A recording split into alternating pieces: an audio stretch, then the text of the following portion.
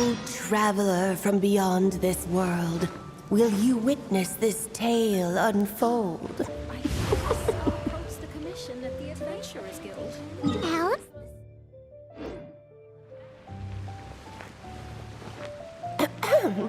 You recognized me just like that? Maybe I need to work on my impression. Anywho, come to Star Sand Shoal. There's a little something I'd like your help with.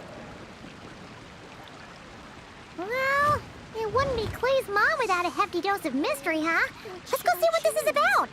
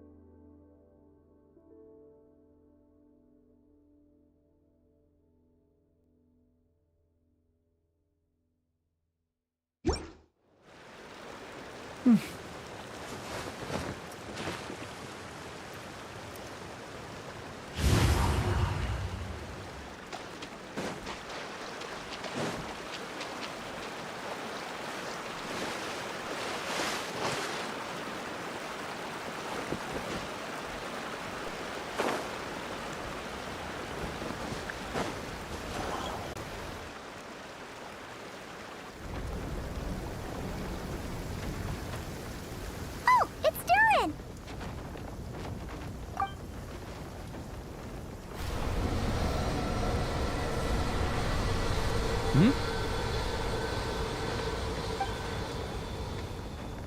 Traveler in Paimon? I'm sorry. I hope I didn't scare you. Oh, no, you didn't scare us. Just gave us a little surprise. Looks like you've gotten even more powerful now. I don't know. It just feels like it's gotten harder to control. I didn't mean to strike so hard. I'm so relieved you didn't get hurt. It's all good. We've had worse. No, don't worry about that. It's been very stable ever since I got this body. Albedo made sure of that. What you saw just now is something that only started happening recently. Maybe I'm still acclimating or something. I'm sure it'll clear up over time. Anyway, what brings you here? Did you need something? Well, The day that the writer and the watcher crossed paths was the day that the magic known as storytelling was born. so, she asked us to come. Miss Alice? Oh, you too? I guess I really do need to work on my impression. Well, never mind that. It's been too long, Mini Durin. And please, that's Aunt Alice to you. I have brought you and the Traveler together here for a very important purpose. It has to do with your mom. My mom? indeed fairy tale author extraordinaire, Anya Marie Andersdottir. See, I knew this would be right up your alley. Now then, if you'll open the book, I will begin narrating.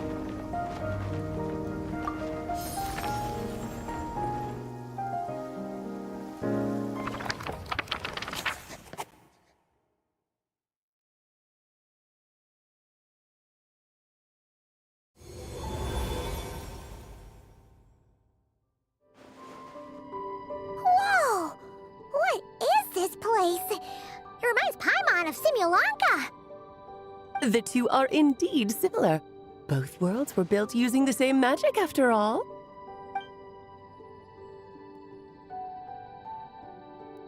Aha! So it is Alice! Hello, Aunt Alice? Oh, no need to be shy. Just think of me as one of your mother's dearest friends. You keep talking about stories and magic. What's this all about? Simulanka 2.0 or something? Certainly not. Simulanka was a peerless masterpiece. Without the original author, it would be impossible to create a sequel, even for me. But you are right about one thing. Just like last time, I want to show you a work of magic that has to do with storytelling. What's this? This is your mother's dying wish. My mother's dying wish was a book? Let me answer that with a question. What do you suppose would be a writer's greatest regret? Have you ever read a book called The Little Witch and the Undying Fire? Oh, well, you're missing out. It's a wonderful book. It began as a little game at our tea parties. Each of us took turns writing the next part of the story. I wrote the first volume, then the other mages took their turns. Em was tasked with writing the final volume and tying everything up. But by the time everyone had finished writing their parts, Em had passed away. Oh, it was a terrible shame. A true tragedy. And that is the answer to my question. A writer's greatest regret is to leave a story unfinished. But all is not lost. I couldn't stand the doom and gloom of it all, so I went ahead and wrote an ending myself on her behalf. Then what's this book? This is the answer your mother gave to the same question. In her eyes, this was her greatest regret. She made me promise that I would bring it to you, because she believed the only person who could resolve this regret is you. So my mother's greatest regret is another unfinished story? You could say that. And I guess resolving the regret means finishing the story? That's one way to put it. Oh, is a straight answer too much to ask for? Her answer was quite the opposite of what I'd expected. But oh, how touching it was. I'd love to tell you what she said, I really would. But that would spoil the plot, and we can't have that. Spoilers ruin everything. Oh.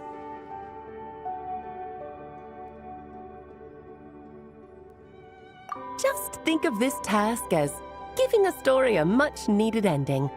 All I ask is that you do your best. I understand. But I only just started learning human script, and I don't have any writing experience at all. Relax. Why else do you think your dear aunt went and found you two such wonderful helpers? With their experience, you'll have so many story ideas you won't know what to do with them. So don't be shy to ask lots of questions. Yeah. If it's to help Durin fulfill his mother's dying wish, then we're in. Aunt Alice, could I ask, what kind of story was my mother hoping to write? I had a feeling this might come up, but that answer isn't mine to give. You'll have to find it yourself, here inside this book. Don't worry. We'll help you come up with loads of ideas. Yeah, let's find a nice spot where we can settle in and read through this thing. We could even get some snacks, too. Oh, the actual process might not be quite the walk in the park you're imagining, Paimon. Why's that? Because when Em created this book, she borrowed my magic. In other words, it's not a book you can just pick up and read. It's a magical book. Its chapters are scattered through memories of the past. Gather them all, and the book will show you its secrets. So, where are we supposed to find these memories? Em left a trail of clues for each unfinished chapter. Follow the hints, and you'll find them. Oh, and when it comes to adding to the story yourselves, you'll need to use this. And this is... This, my dear little Paimon, is the ink Em left behind. Infused with a little of my own magic, of course. If you're planning on writing something inside the book, you'll need it. It's extremely precious, so be sure to use it sparingly. This is all that's left. So, we need to search for the memories and keep an eye on how much ink we're using. Oh, it just had to be a wild goose chase, didn't it? Perhaps it's just another form of storytelling. Em was ever so creative when it came to things like that. Just think of it as a little challenge your mom left behind. Who knows? There could even be a mysterious prize at the end of it all. I don't care about that. This was my mother's dying wish. Whatever it takes, I'll find a way. Yep. With the two of us by your side, you'll be just fine. Okie dokie. That should be pretty much all you need to know. Oh, and once the story's complete, do let me have a little look-see, okay? I've read everything she ever wrote, so naturally, I can't miss this one. Yeah. Most of the time, you're pretty hard to pin down. Don't worry, I'll know when you're finished. Just wait for me to reach out. All right, off you go. I can't wait to hear how the story ends.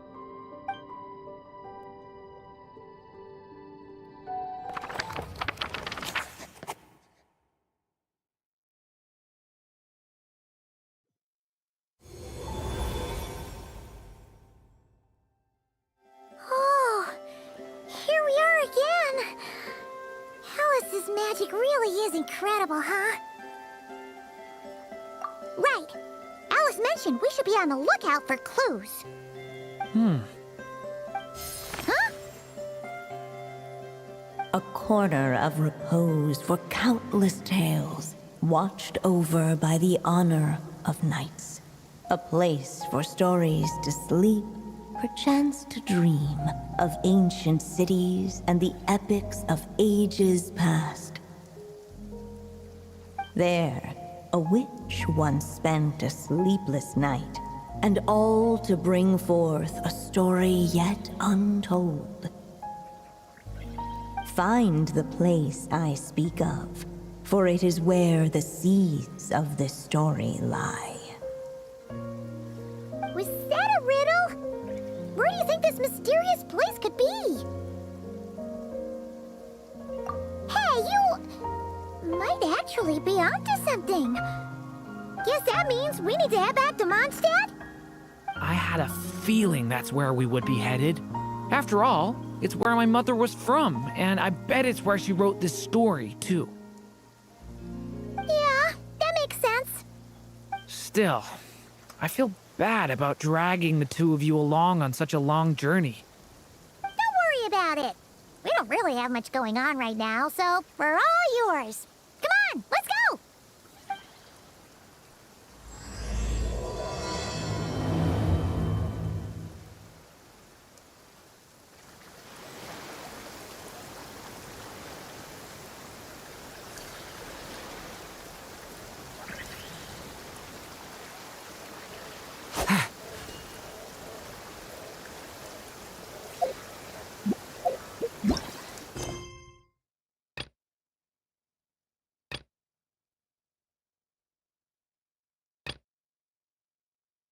It's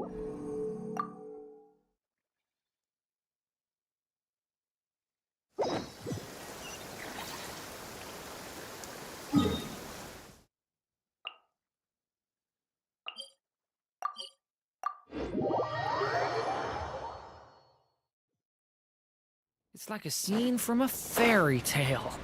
How pretty.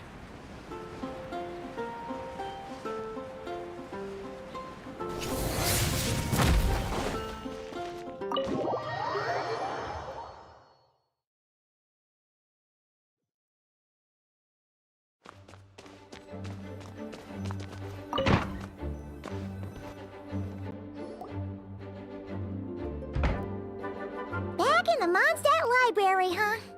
Talk about a trip down memory lane. So, we're supposed to find the seeds of the story, right? What do you think that means? Well, we're in a library, so it's gotta be books, right? But seriously, there's so many here. How are we supposed to know which ones we need? Making a racket in a library? You should know better than that. Lisa! Oh, sorry about that. Now, who do we have here? Ah, my golden-haired cutie. And my little horn cutie, too. Sorry, Miss Lisa. I know you taught me to be quiet in the library, but Paimon was just trying to help. Please don't be too hard on her. Well, it has been far too long since we saw each other, so I suppose I can let it slide just this once. Back when he first arrived here, poor Jean wasn't sure what to do with him, so I stepped in to lend a hand. I figured, if I can handle a boy raised by wolves, then teaching one who's part dragon should be a walk in the park. Nice! Sounds like Durin was welcomed with open arms. Why, of course. Now, let's save the reminiscing for another time. I'm sure you're here for a reason. Did you need to borrow some books? It's kind of hard to explain. Maybe you could take a look at this. Oh?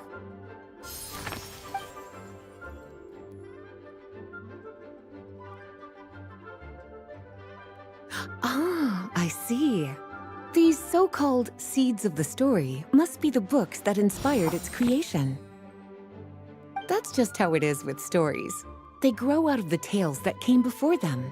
And that mage, I can almost picture her here, hundreds of years ago, scribbling away at one of these very desks. But we don't know anything about this story. How are we supposed to figure out which books inspired it? As it happens, just before I found you here, I was looking into something rather peculiar. One of the knights reported seeing some books that weren't listed anywhere in our catalog. Stranger still, just as he went to reach out for them, the books vanished into thin air. And then, a while later, while he was browsing through other shelves, there they were again. Seriously? That particular knight knows this library inside and out. I'd be very surprised if he was seeing things. Something tells me these might just be the magical books you're after. According to the report, there are 3 of these books in total. I'll be relying on you to track them down, cuties.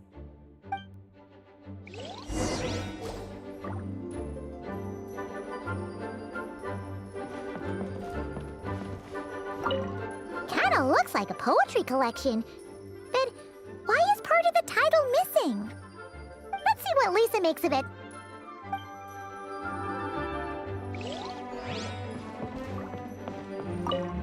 Oh, wait! Did Klee write this one? Should this even be here? We better show it to Lisa.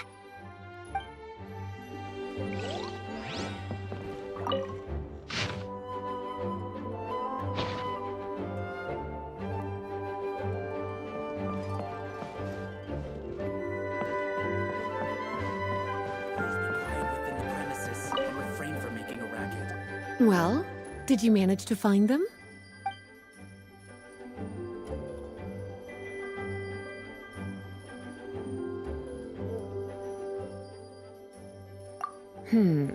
Seems like there's still some missing. why don't you try checking the other shelves?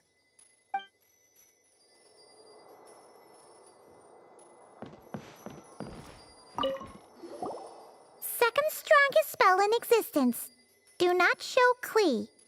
Wait, there's actually a book like that right here in the Mondstadt library? That title's just gonna make people even more curious. Huh. There's definitely something fishy about this one.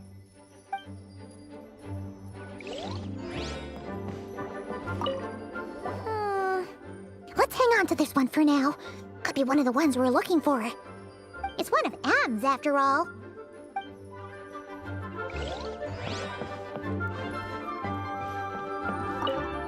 An experiment log. Looks like part of the title's been erased. There's something seriously suspicious about this book.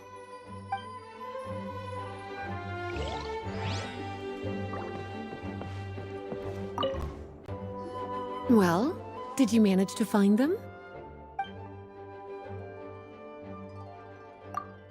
Huh. This book definitely doesn't belong here. Yeah, we can tell just from reading the title. Albedo was the one who brought it in. He suggested I place it on the restricted list and keep it sealed away. Why? He said it's full of forbidden alchemical formulas, some of which could even result in the creation of dangerous monsters. Apparently, the danger it posed was so great, he didn't even feel like it was safe to carry around or keep it in his workshop. Really? Definitely sounds like it shouldn't be here then. Still, if that mage read this book too, it must have been written a lot earlier than I'd imagined. Well, did you manage to find them?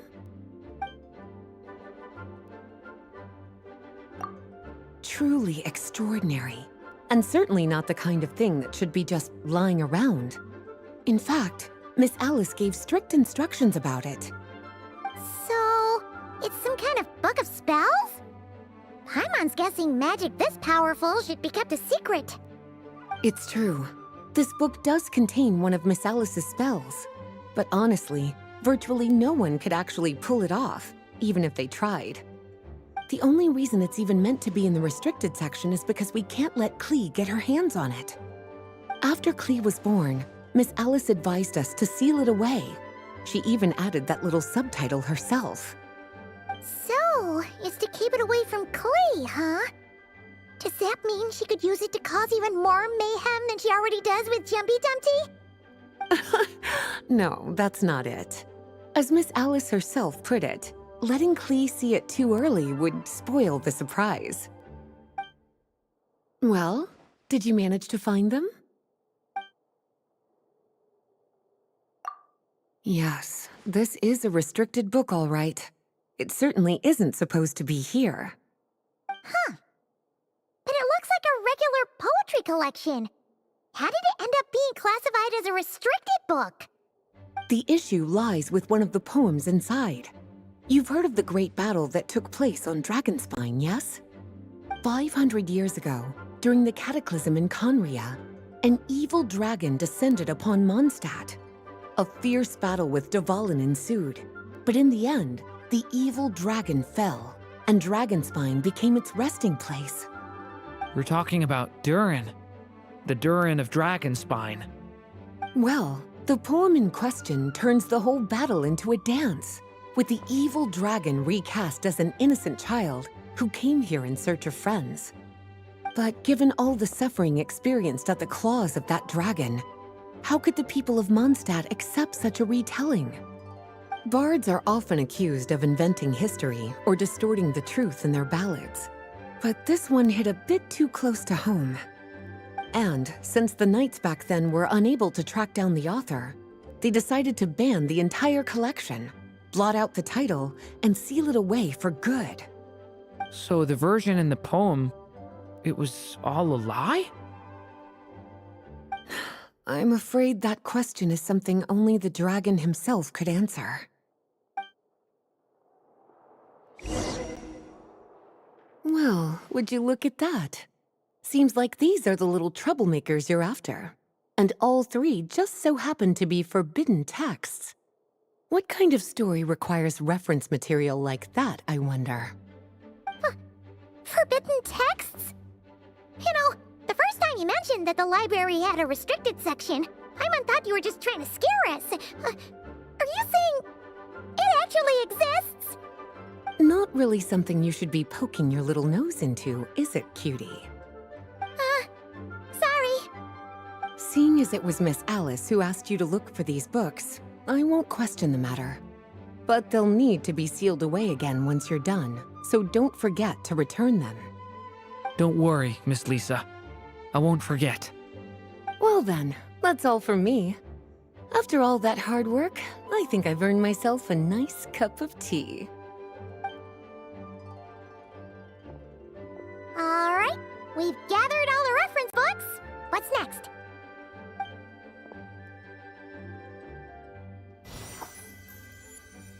Wait, look!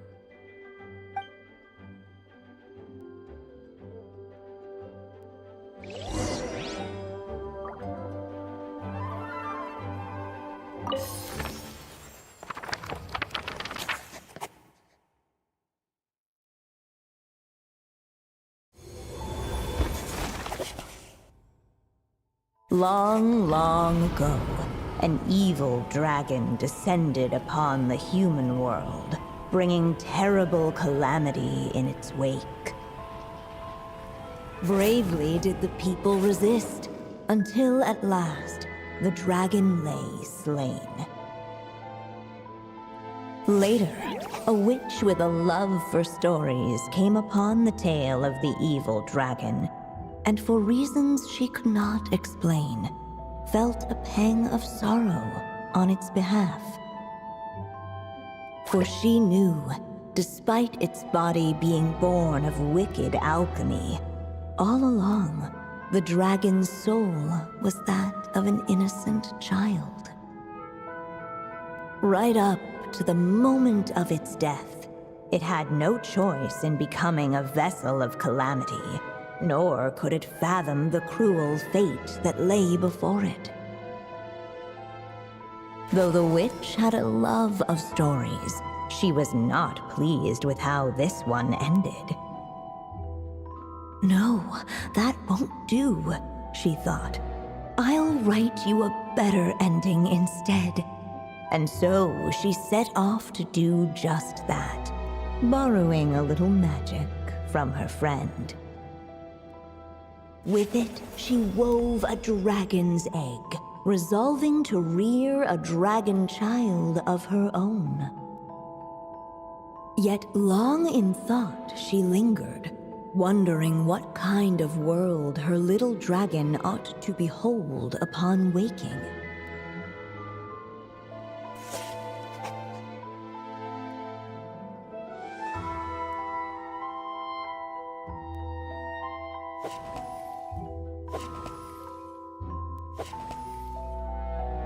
At last, she made her mind up, adorning the cradle with a trace of palatial splendor. Then, she quietly waited for the egg to hatch.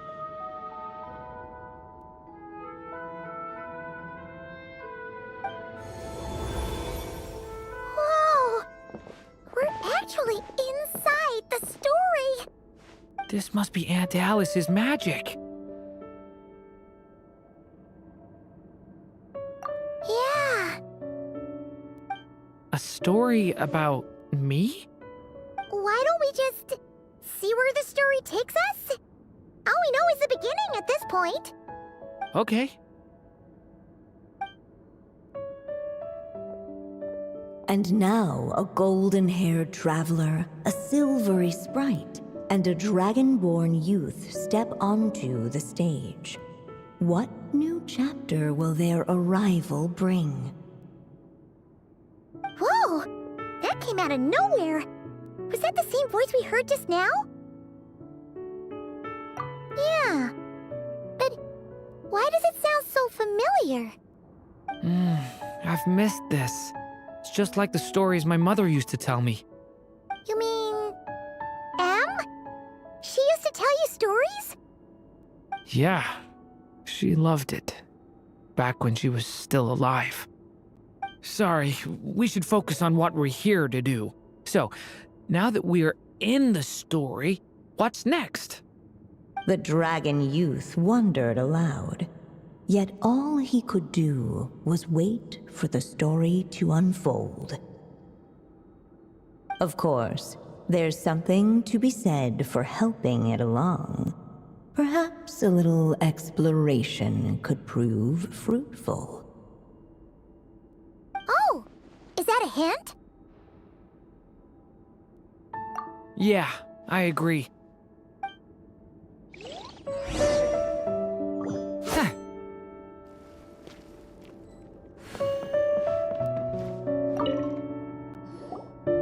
This Dodoko doll is meant to be the witch in the story, right? Wait a second. All the people we've seen that look like that turned out to be mages from the Hexen Circle. Do you think the witch in this story is one of them too? My mother had a hat just like this. Then, the witch must be M. Looks like this story really is about Durin, huh? Whether the sprite spoke true or not, it had little bearing on the story at hand.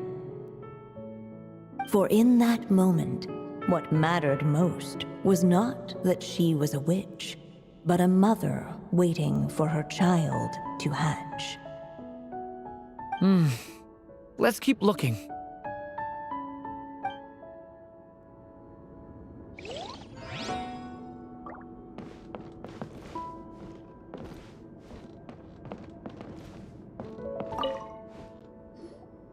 Look at all these books. Guessing the witch did a lot of reading while she was waiting for the egg to hatch. It just so happened a dragon egg wasn't the only thing she was incubating here. Where else might a story be born, if not among books? Oh!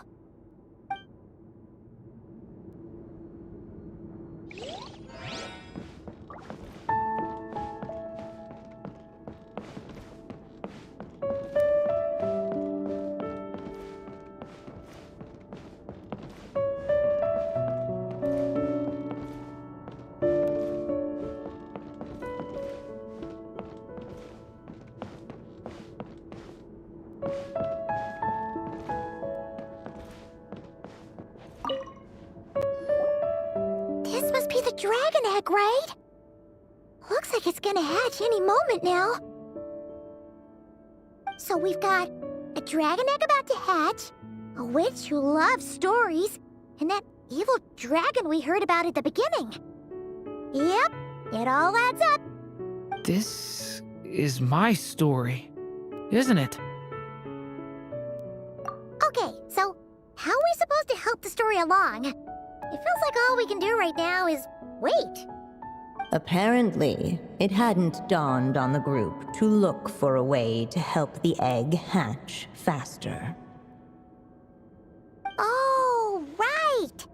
We're at the point in the story where we're waiting for the baby dragon to hatch, so that has to happen before the story can continue. With the flames at his command, perhaps the dragon youth might be able to provide the egg with sufficient warmth. What? You want us to roast the dragon egg? The silvery sprite's surprise betrayed her lack of reading. For in countless tales, it is told that only by fire's embrace will a dragon's egg hatch swiftly. Huh, you kinda have a point there. Okay, I'll see what I can do.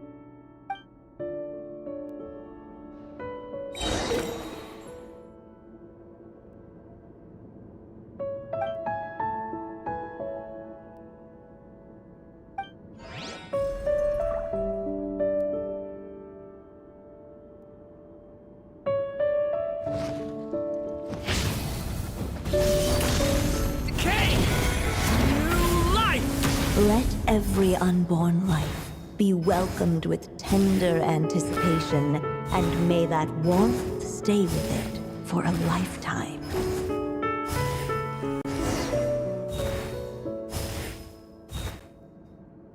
At last, under the witch's expectant gaze, the little dragon broke free from its shell. No living being has ever decided the moment of its birth. You were no exception, my child. I brought you into being because I willed it so, just like the witch who created that evil dragon. But I promise you this. Your birth was wanted. You are loved, and you will have a different fate than the dragon that came before you.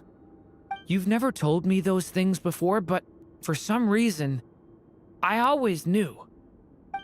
Thank you for bringing me into this world.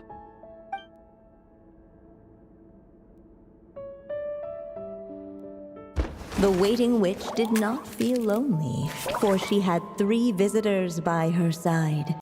Together, they beheld the hatchling's first breath of life. Holding her dragon child close, the witch promised him a life unlike that of the evil dragon.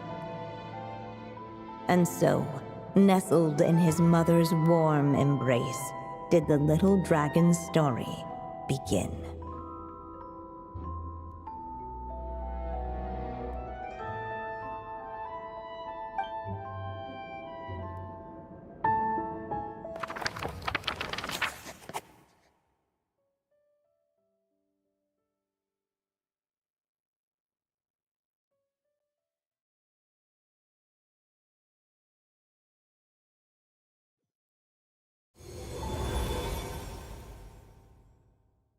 Wait, isn't this Mondstadt? Looks like we're back in the real world. Looks like there's more written on the page now and less ink left than before. So, does that mean we've completed this chapter? Yeah, but why does M seem to think that the story isn't finished yet? Durin broke free from the curse, came into this world with a new body, and even made a bunch of new friends. That already sounds like a happy ending to Paimon. True. Everything's always so mysterious with these mages.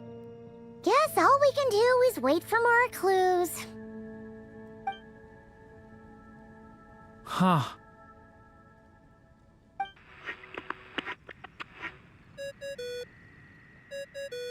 Is this thing on? All right, that should do it. Hey! That's Alice's voice! Hello there, children. If you're hearing this, you've stumbled upon the little recording I left for you. I thought you could use a few hints about how the book works. By now, I'm guessing you've already begun to leave your mark on the story. You should know, however, that the book needs time to absorb the ink, so the next chapter's clues won't show up right away. Wait, so even magic ink needs time to dry? The good news is, you can return to any chapter you've already completed and continue to explore the mystical, magical storybook world you helped create. Have fun, dearies. Toodles! Oh, man! Paimon was so ready to knock this out in one go. Maybe it's for the best. Sooner or later, we'll end up being whisked off to another world again, and if that happens, who knows when we'll be able to come back. So it might be good to take a break while we can. A break. Yeah! Paimon has a sudden craving for the Good Hunter's sticky honey roast. And we happen to be in Mondstadt, so... So let's meet up here later. I need to find Miss Lisa to return those books anyway.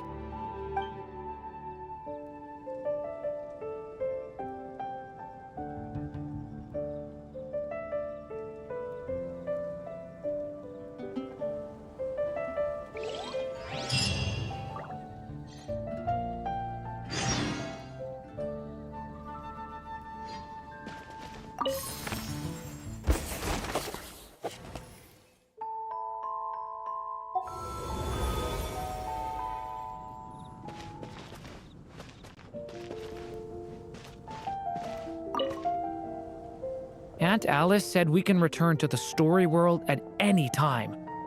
If you feel like checking it out again, just come find me.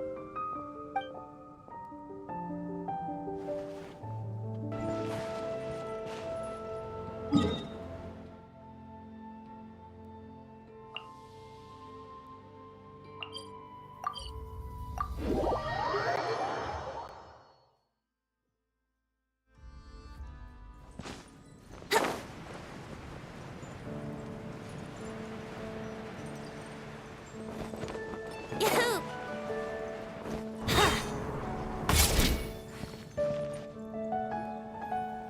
Hey, Durin! Any more clues for us? We're all set for the next chapter. Yeah, I was just about to come find you. Let's see what it says. Now sprout to life the story's seeds, stirred by wind-borne melodies. Then on that breeze the music leaves, fading into distant memories. Seek the place where wind and tale entwine, and once there, make 3 riddles into verse, and 3 melodies into song. For in poetry and song will this story start to blossom. Come on! Another riddle? All that talk about wind and melodies? Oh, what do you think the answer could be? Oh! Care to elaborate? Wind, music, poetry? Tone-deaf bards gotta know the answer. You mean Lord Barbados? Albedo introduced us when I first arrived in Mondstadt. I mean, someone like me was bound to catch his eye soon.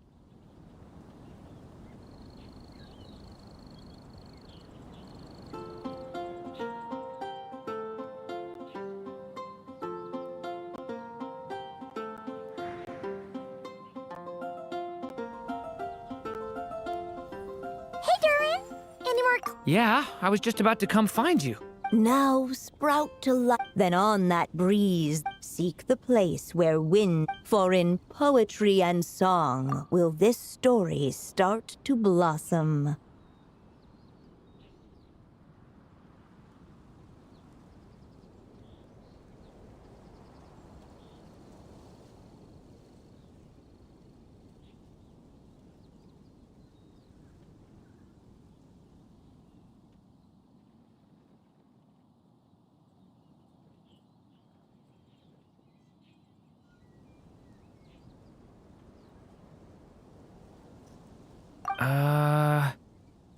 Come on! Another riddle? Oh! Care to elaborate? Wind, You mean Lord Albedo introduced us when I first arrived in Mondstadt. I mean, someone like me was bound to catch his eye sooner or later. It's better that it's out in the open anyway. Now, how should we track him down?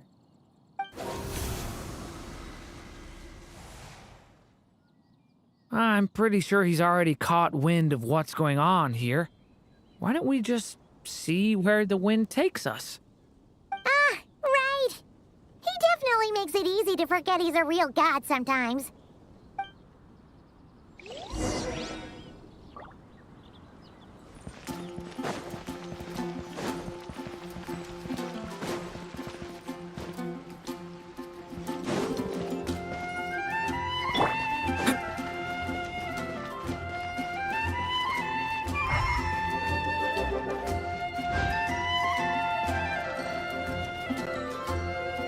Traveler, Paimon! What a sight for sore eyes!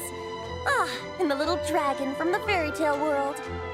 I heard your voices calling out to me on the wind. Something about needing help with a riddle? Sorry to disturb you, Lord Barbados. Disturb me? Not at all! To tell you the truth, I'm just as curious about this riddle as you are. Let me take a look.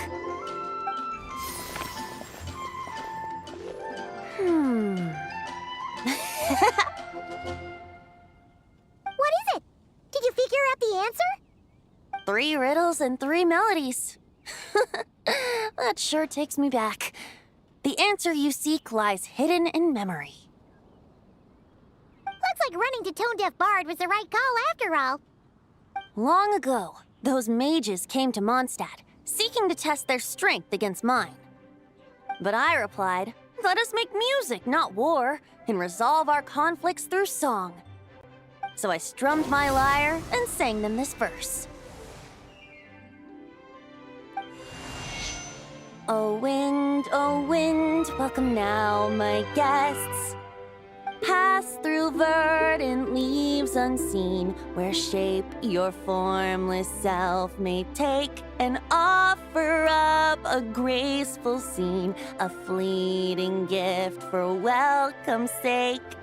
Leap at the edge of a sea of clouds, where land meets sky and sky meets ground. There frighten off the noisy crowds and bring my guests a calm profound. Fly beneath the stars up high, where mortal noise is swept aside, that my dear guests with starry eyes may share the dreams they hold inside. Now go to where I vowed to keep a quiet spot for them to sleep.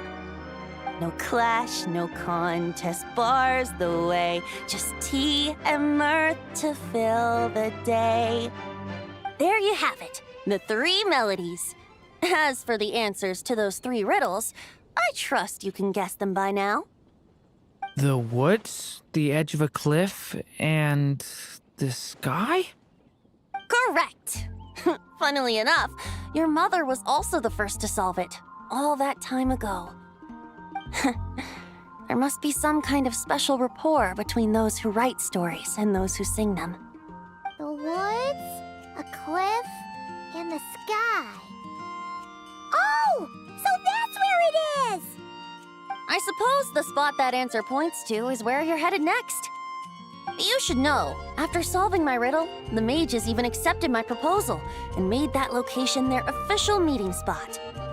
And going by what your book is suggesting, once you found it, you might want to try playing the melody I just shared with you. Guess you can be pretty reliable when it counts, huh, great animal Archon? Thanks for the help, Lord Barbados. Still got questions for me, huh? Yeah, you must have read countless tales in your time, being a wandering bard and all. In your experience, why might an author consider a story unfinished? Unfinished? Well, I guess if there's something left to accomplish in the story, or, if the last line goes, to be continued. Huh? Wow, your helpfulness lasted for like 1 second. In all seriousness, I would think the answer to that question lies in your mother's story itself. It's not my place to pry any further. All right then, we should get going.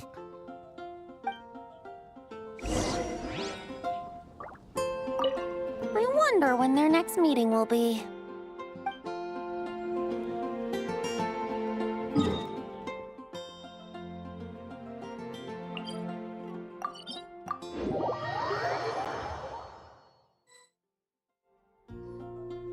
Okay, we're here! Now, we just need to play the 3 melodies, and we should be able to gather the memories for the next chapter, right? A musical performance? Huh. Out of all the things Miss Lisa has taught me, that's the one I'm worst at.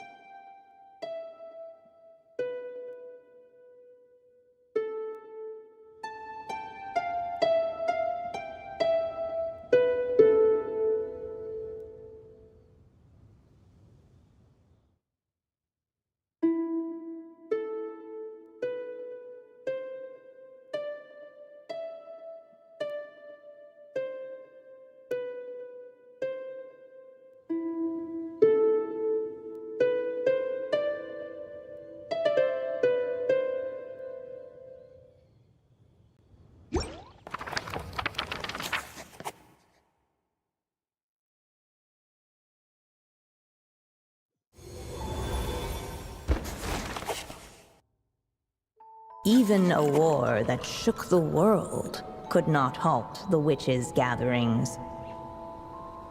Yet even so, with the passing of time, 3 of their teacups no longer came to be set.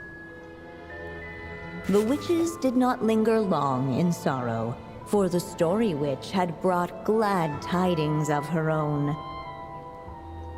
Born was her dragon child, safe and sound.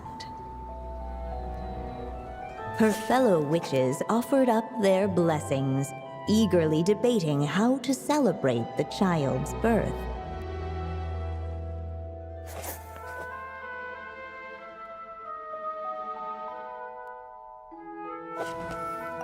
In the end, they settled on the most vibrant balloons they could find. After all, what could be more joyous than the arrival of new life? And so, the witches' gathering turned into a birthday celebration.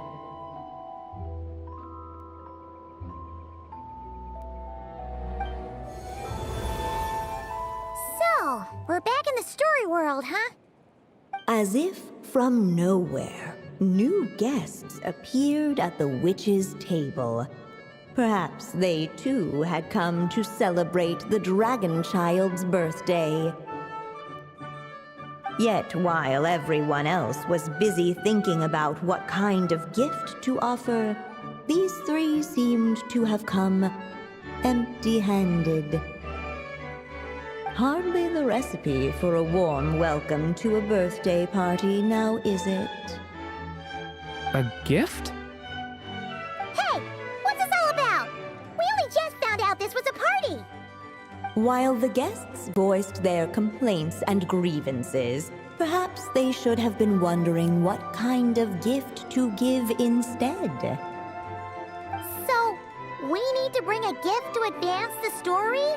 But where are we supposed to get something like that? Perhaps it would be a good idea to have a look around. Why didn't you just say so?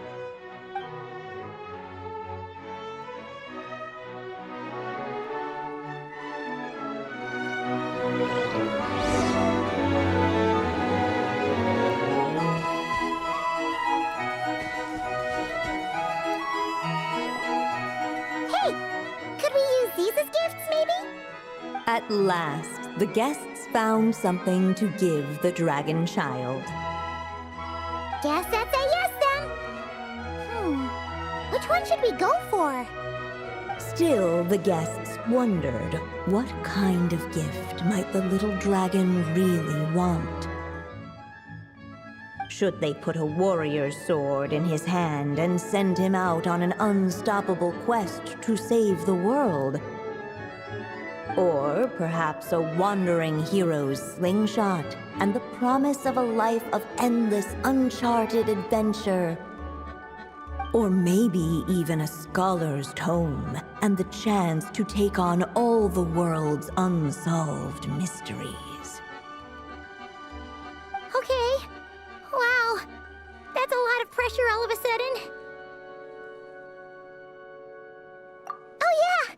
Technically, we're actually picking a gift for you. So, which one would you prefer? You want me to choose?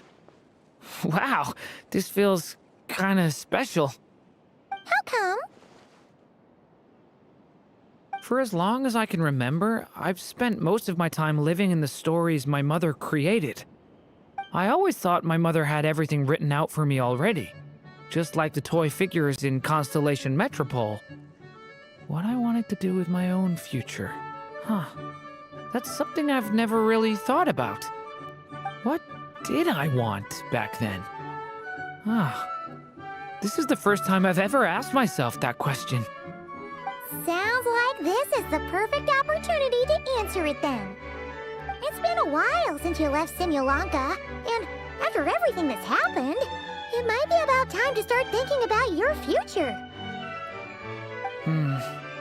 Then let me give it some thought.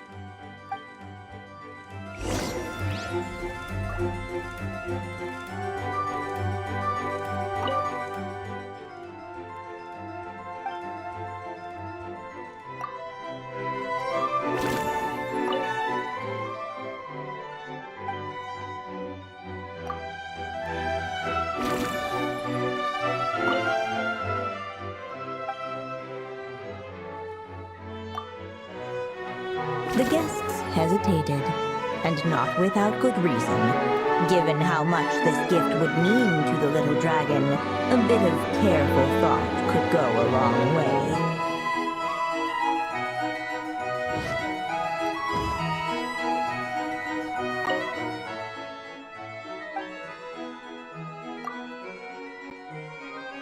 In the end, the guests settled on the warrior's sword. So, your dream is to become a warrior? I just really want to be able to keep people safe. If my time in Nodcry taught me anything, it's that a lot of problems in this world can only be settled by strength of arms. As long as I can help people, that's enough for me. Really? But I don't think it's enough.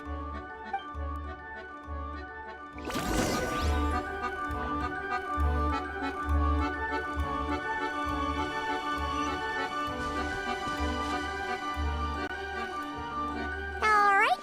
They should let us in now that we've got a gift, right? Hello there. Brought a gift this time? The newly arrived guest presented his gift, wishing the little dragon a future as an indomitable warrior. Accepting the guest's blessing, the Story Witch invited him and his friends to take their place around the table. Finally, she could introduce them all to her dragon child, telling all in attendance about the moment of his hatching, and of course, the name he'd been given. It was then that the Seer Witch, diviner of the stars, withdrew her gaze from the heavens and turned a sorrowful glance upon the little dragon. You gave him the same name as that evil dragon? That's right. But the life I intend for him shall be very different. What folly to love so blindly. For as you must know, a name is the mirror of destiny itself. He who bears an evil dragon's name must also inherit the fate of its previous owner. His fate has been foretold. Then I'll rewrite it. The witches at the table fell silent, for they knew the Seer Witch's words had never once proven wrong. Yet, just as clearly, they recognized the Story Witch's resolve, for there is scarce a force in this world more fearsome than a mother's love. At last, the Merry Witch stepped forward, dispelling the uneasy silence. So be it. Then we'll all lend a hand. Together, we shall rewrite this child's fate. You mean to defy one of the fundamental rules of this world? I refuse to be shackled by such rules. Besides, this is a witches' gathering, is it not? What could be more fitting a subject for this occasion than to defy them? Oh? Sounds like an interesting experiment. I suppose, were we to succeed in this endeavor, we might bring a touch of wonder to this otherwise dreary sky of stars. The Merry Witch finally talked them all round, just like she had done many times before.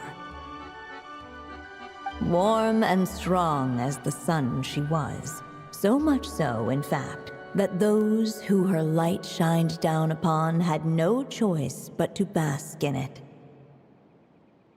And so the witches readied their gifts, 3 marvels of the cosmos. For this child, I shall decipher the ravings of the heavens and lay bare before him the trickery of fate. For this child, I shall leave a formula powerful enough to unravel the very origins of this world, that he may seek another solution for the conundrum of his life. For this child, I shall call upon wondrous magic to make possible his impossible wish. All the Story Witch had was the pen in her hand, yet with the love that flowed from it, she resolved to bring forth a marvel of her own. For this child, I shall leave behind the last story I will ever write, and with it, a path to an ending yet untold. With the witch's blessings given and received, the little dragon's fate at last began to turn.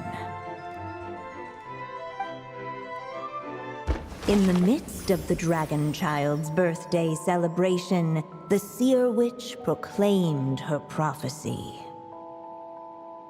The child had been given the evil dragon's name, and with it, the burden of its fate. But hearing this, the story witch vowed to rewrite it all, for such was her love and resolve. And so the other witches offered their gifts in turn, marvels as rare as any in the cosmos. Together, they sought to test one of the fundamental laws of this world, in part to support a mother's love, and in part to sate their own curiosity. Oh, and I almost forgot. Our new guests came bearing blessings of their own. Who knows? Perhaps this extra bit of courage might be all the little dragon needs to change his fate.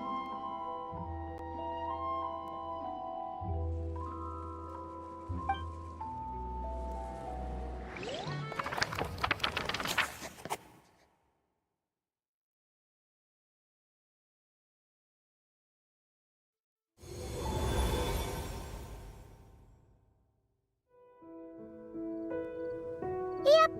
Looks like we've completed this chapter, too. Those witches in the story were the mages of the Hexen Circle, right? They sure seem to care a lot about you, Durin. But, Paimon kinda had trouble following their conversation. Just a bunch of mystery, as usual. The evil dragon's fate. Oh, is that what you're worried about? But didn't we already take care of that? Ah, the mages must have had a hand in that, too. Also, I was just thinking, which part of the story are we even meant to be completing? Oh, it feels less like we're filling in the gaps and more like we're adding something new altogether. But we use the ink, right? And the book hasn't given us any more clues, so that must mean our task is complete. At least for now. Yeah, I guess we're doing something right.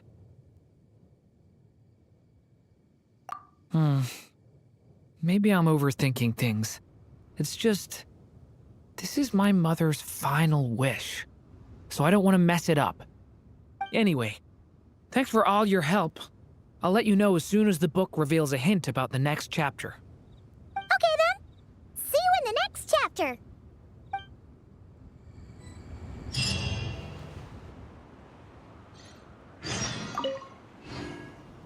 I think I'm gonna stick around, take my time reading through this book. If you feel like jumping back into the story, just come find me.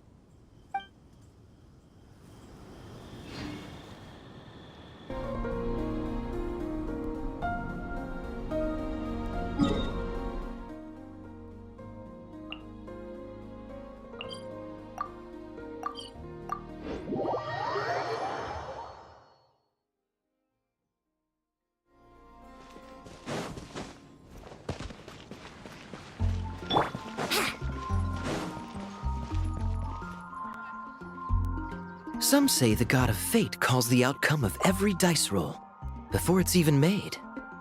And that's why the secret to winning a lot of games is having that god on your side. Your luck is amazing, Kaya. Your turn. Give it another shot.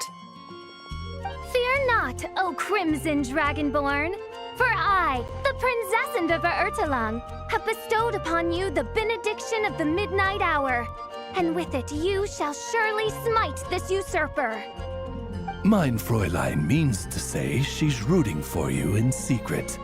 Oh, and that you must, at all cost, defeat the one who snatched her limited edition card back.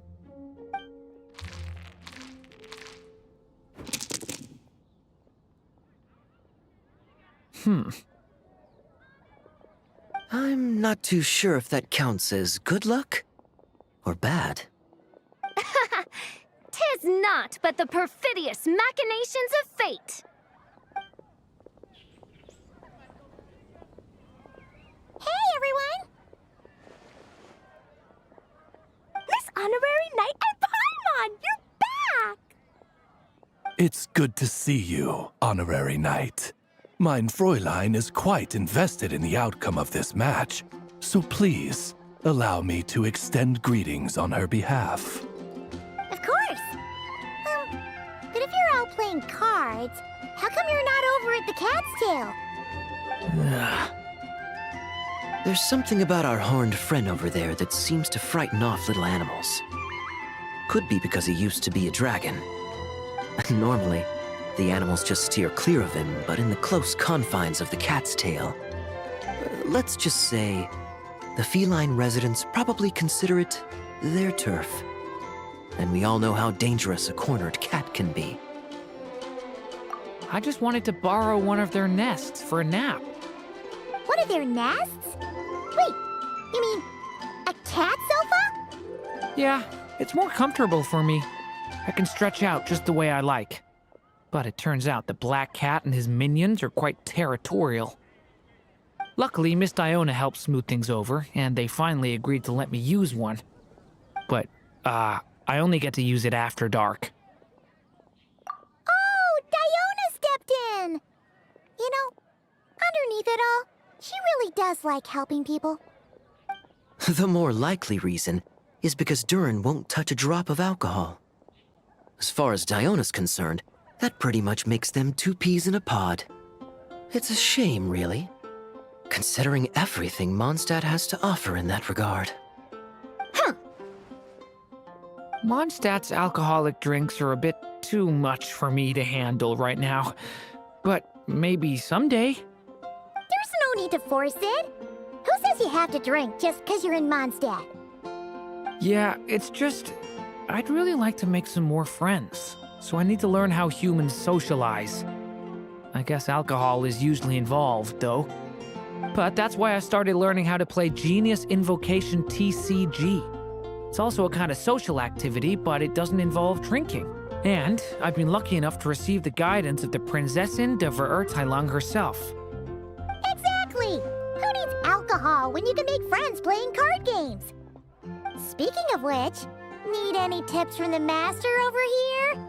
You'll wipe the floor with that opponent of yours. Paimon guarantees it. Unfortunately, with the luck he's having, not even that legendary card master from Sumeru could turn things around at this point. Yeah, that last roll wasn't great. But who knows? Maybe you'll have better luck next time? He keeps getting the exact same roll over and over. This is the third time already. If there really is a god of fate, they could have cut this kid a bit of slack. Like, I don't know, make it possible for him to roll at least one other side of the dice? I think I've lost. Must even a dragonborn, sanctified by the power of benediction, succumb to fate's insidious snares? Don't be sad, Durin. You'll definitely win the next round. You can even borrow Dodoko if you want. Mom says she brings good luck. Thanks, Klee, but there's something more important I need to take care of now. Oh, okay. So, the book's given us another hint, right? Yep, and I think I've guessed where we're headed this time. Come on, follow me.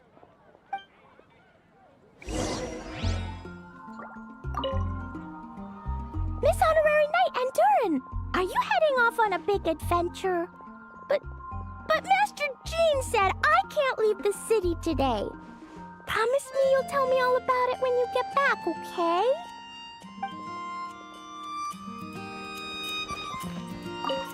Not every day you're back in Mondstadt, huh?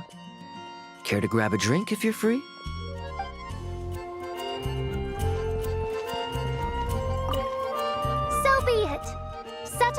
its accursed wiles.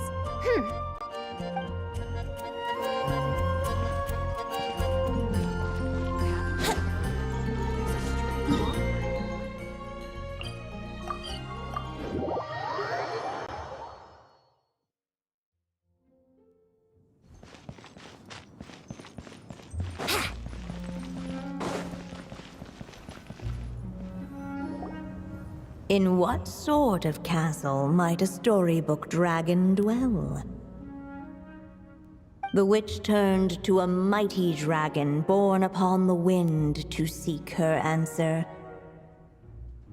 From afar, she beheld a solitary castle, standing lonely beneath its wings, and wrote it into words. Its walls kept out the wind and rain, yet also cast a solemn shadow. Enveloped by their shade, the story's boughs were lulled into a torpid slumber and reached no further skyward. So that's the clue. I think we're meant to find a place where dragons live, and this time, in the real world. I asked around, and it just so happens that there's a place like that in Mondstadt. Yep, that checks out. I've heard that the dragon here is called Durin, and that he's a magnificent creature. I hope I get the chance to meet him.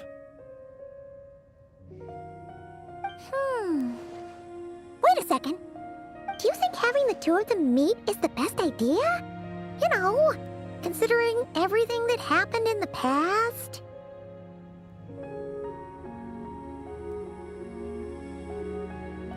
How would we even explain everything to him? Well, if we do run into Durin, it should turn out okay with us there at least. Is something wrong? Nope. Let's go!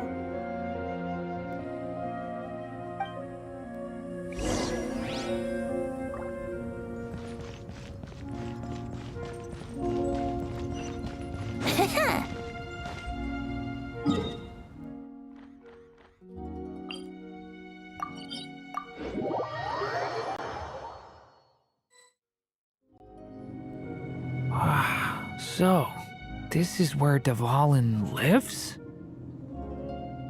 Yeah, right into the middle of a raging storm.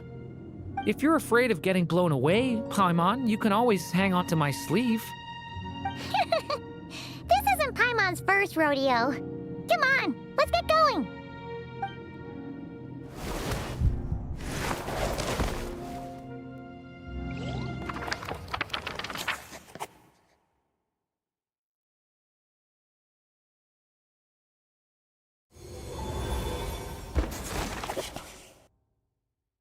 The little dragon grew with each passing day, and the story witch, who loved him dearly, built him a big, beautiful castle.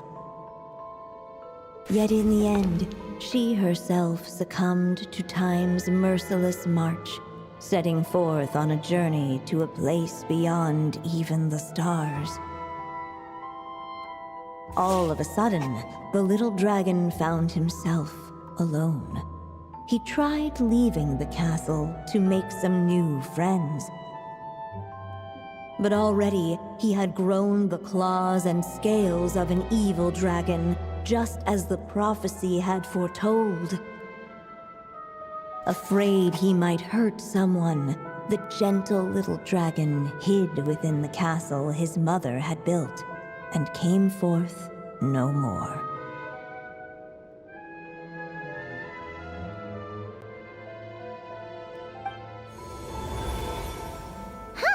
Looks like we're back in the story world. And from the sounds of it, this chapter must be about Simulanka, right? Yeah, like the fairy from the Forest of Blessings, the king of Constellation Metropole, that cat lady who turns into a box. Ah, yep. That will be Nilu, Navia, and Kirara. Oh, and there's Hat Guy, too. Only lately, whenever I see Hat Guy, I get this strange feeling. What kind of feeling? It's like there's something on his mind. He hasn't told me what it is, but I can sense it all the same. Well, he's always been kind of broody. I guess I should focus on fulfilling my mother's final wish for now, though. Yeah, we should get started on this chapter. So, let's track you down and free you from fate's curse once again. That day, a small band of adventurers suddenly arrived beneath the castle walls. They promised to help the little dragon cast off the curse of fate. Yet as they stood beneath the castle walls, it appeared they had no idea how to even begin. Hey! Instead of making fun of us, how about giving us a hint? The little dragon had shut himself inside the tall tower at the castle's center. Anyone who wished to reach him must traverse the barriers that wall off his heart, for there is no other way. Looks like we're in for another long one. Let me try something. Ooh, do you have an idea? If that little dragon in the tower used to be me, then surely I'd know how he shuts people out better than anyone. Come on, follow me.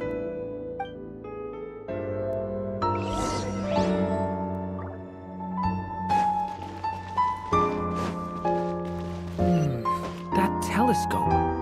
I've seen magical tools like that before. It should come in handy.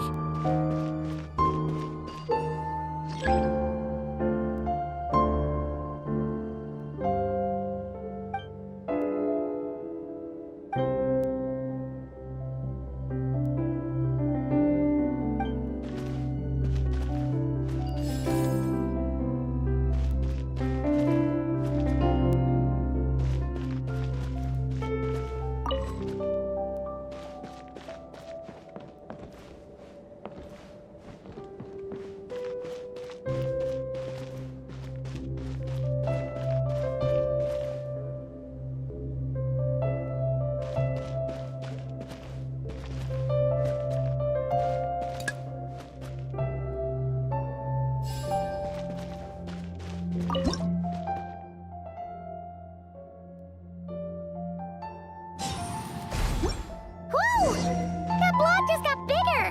We can get past the obstacles ahead by using these blocks to jump upwards.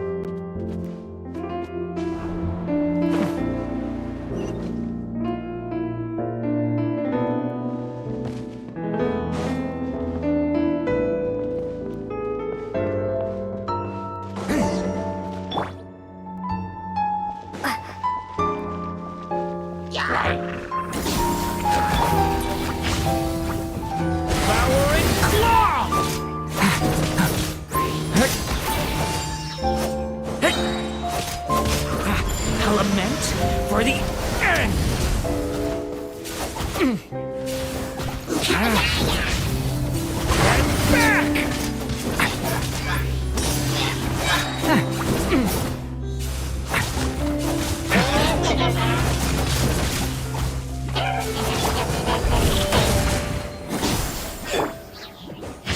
Flowering claw!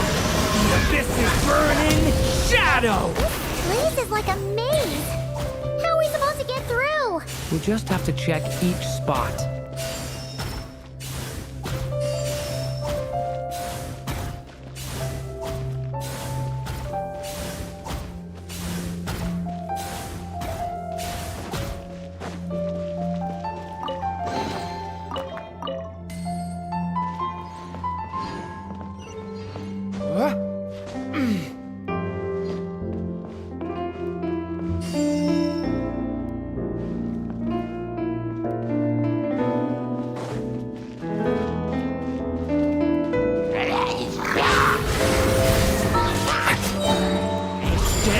Away from me!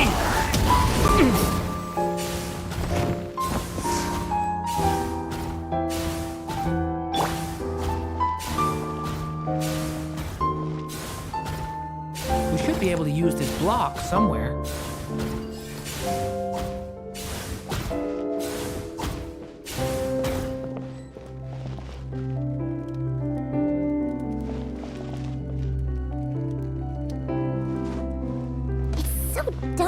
here.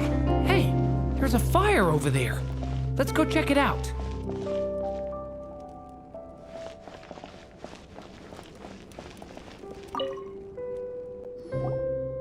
Wait, is that? A little pixie that can fly. Are you here to help the dragon break his curse too? Oh, what's this? More brave adventurers bold enough to set foot in this castle? Come, join the ranks of your liege's guard. Nilu and Navia! Nilu? No. I'm a flying squirrel fairy. And I'm a giraffe king. Not this Navia you speak of. That's right. Oh, and don't forget Catbox Lady. Are you friend or foe? Friend! Definitely friend, Miss, Catbox Lady? Yeah, Simulonka is a big part of Durin's story. So, guess it's no surprise the people we were with there would make an appearance. Okay, I think I get it now. Flying Squirrel Fairy, Giraffe King, Catbox Lady, please follow me. The shadows cast from the high walls of the tower were manifestations of the dragon's loneliness, barring the path of any visitor who wished to be his friend. The group of brave creatures sought to aid the little dragon in lifting his curse, yet without light to lead the way. The group was trapped, waiting on a miracle. These shadows are blocking our path. It seems like the little dragon is afraid to meet us. If only we had more firelight.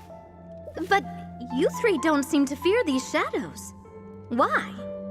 Because I carry more than enough firelight for all of us.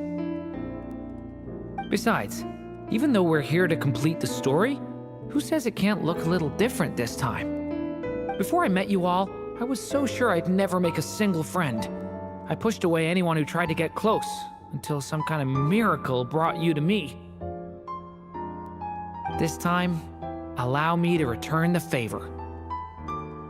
I'm not sure I followed all that, but you want to help the little dragon break his curse too, right? Yes, so please, come with me.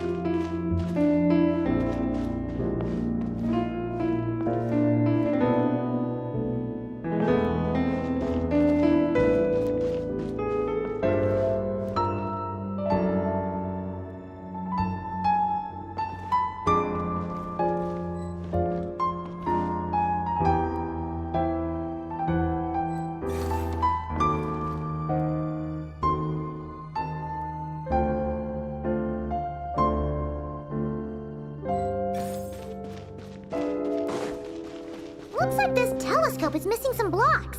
Oh, let's try the one we just picked up.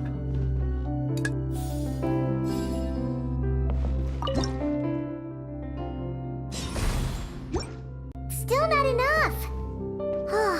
Guess we'll have to keep searching.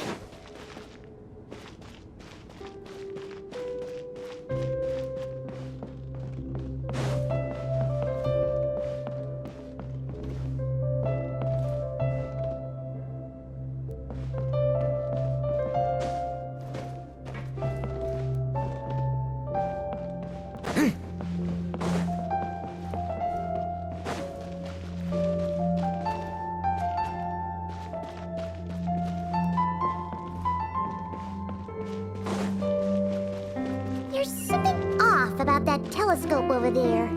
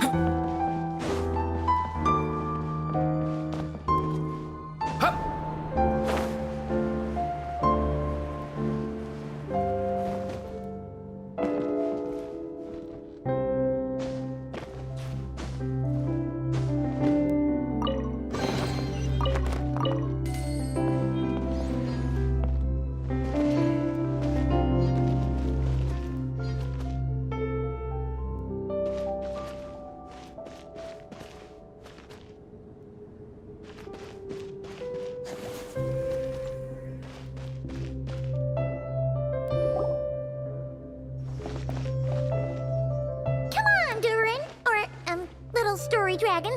Just calm down! Stay back! I don't want to hurt you. Loneliness and fear had built a cage around his heart, shutting out all who would look upon him. And thus, all the adventurers could see was his shadow. Don't worry, we can help you! Don't come any closer! And that was the last the little dragon spoke. How are we supposed to persuade him if he won't even talk to us? If you can still hear me, please listen to what I have to say. Your claws and scales aren't some kind of inescapable curse, you know? You'll overcome it one day and make lots of new friends. I'm sure you think I'm lying. After all, no matter how many times you've tried to break it, nothing's ever worked. But this time is different. I brought your friends here to see you. Oh, what did you say? Hi, little dragon. I'm the Flying Squirrel Fairy, and I'm here to help you lift your curse. Will you talk to me? And I'm the Giraffe King. Don't be afraid, little one. We're not afraid of you. I'm just a cat in a box, but I'd very much like to be your friend too. These are... my friends? Yeah, they're your friends in the future you'd be trying to avoid. I can promise you that. They're reaching out, so you just have to ask yourself one question. Do you accept?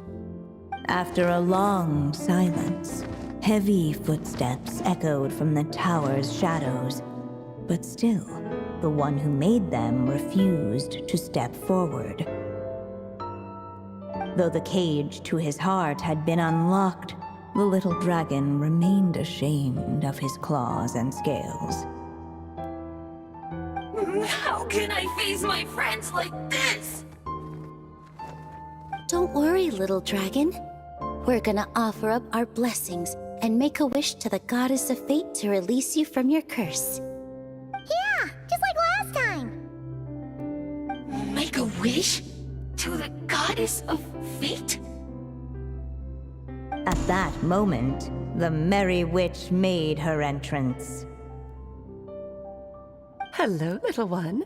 Don't be afraid. With the blessings of your friends, your wish shall be granted. Alice?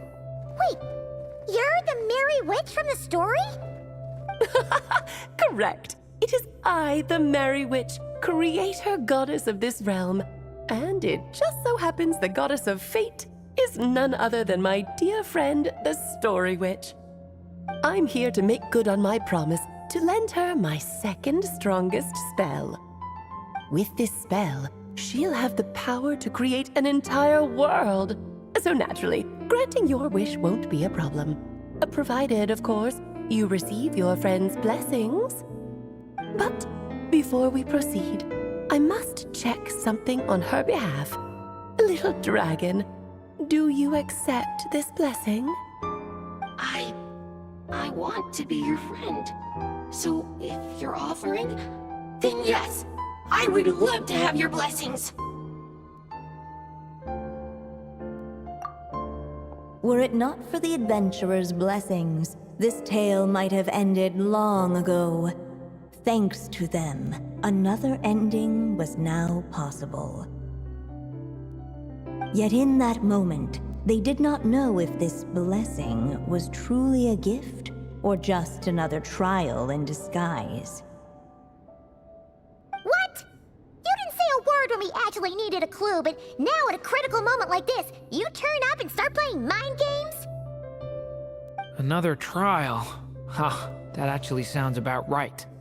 Be it the fictional problems of Simulanka or unavoidable conflicts in the real world, if you think about it, that's what they've been all along. But if it wasn't for those trials, I never would have met any of you. So, despite all that, I'd still like to give my blessings. That's the spirit! Come on, Durin! Let's help you make your wish come true again! On behalf of both my past and present selves, thank you, my friends. Fortunately, a brave band of adventurers heard tell of the little dragon's story. Determined to lift his curse, they fought their way through countless trials. To help him, they offered up their blessings and made a wish to the goddess of fate. At last, their wish was granted. Shaking off his scales, the little dragon stepped out of the tower's gloom.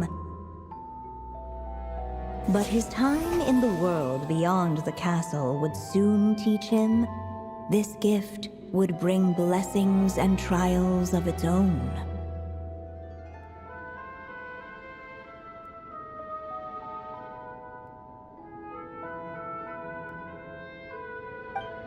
And as far as the little dragon was concerned, the tricks of fate had just begun.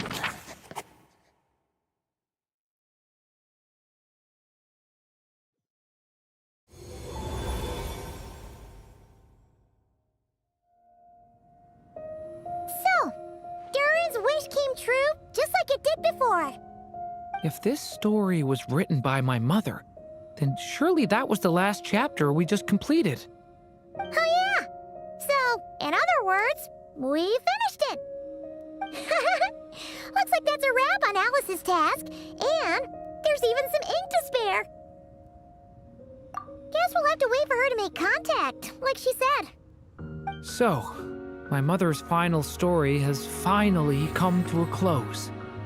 Sounds like you're a little sad to see it end.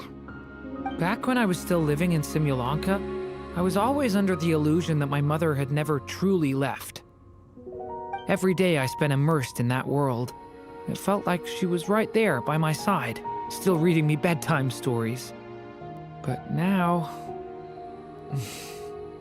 Durin. That's right! And you've got so many other friends waiting for you back in Mondstadt! Yeah. Speaking of which, after all that flying around, Paimon's starting to feel hungry again. So, why don't we head back to Mondstadt? Perfect excuse for a big meal with the rest of the gang. Now that you've fulfilled your mom's final wish, a little celebration seems in order, right? It's just a pity we never got to see that big, beautiful dragon. You were really looking forward to meeting him, huh? He might not be here all the time, but Paimon's sure you'll get a chance at some point. All right, no worries. Anyway, since this feast is to celebrate me fulfilling my mother's final wish, I guess it should be my little treat. Pretty sure that's how humans do it, right? Nuh-uh. This one's on the Traveler and Paimon. Celebrating each other's achievements is what friends are for. Honestly, when it comes to who treats who, human rules are so complicated. See? He wants to be friends with you too. But the moment hasn't come. At least not yet. In any case, the story should have a better ending this time, don't you think?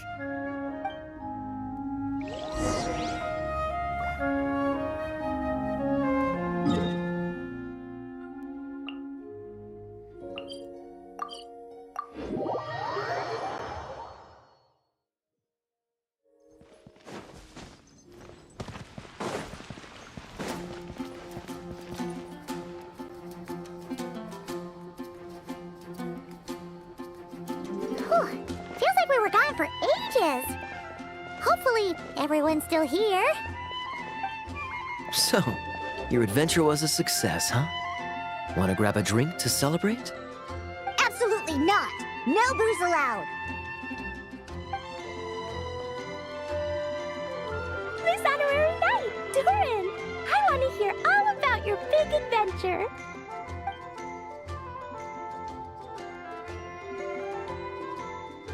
We're gonna order a big meal for everybody first. We'll talk while we eat. Yippee!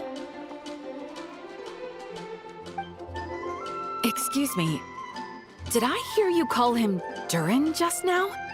But wasn't Durin the evil dragon that fell on Dragonspine? Come on, miss! This Durin isn't that evil dragon from Dragonspine. Albedo said...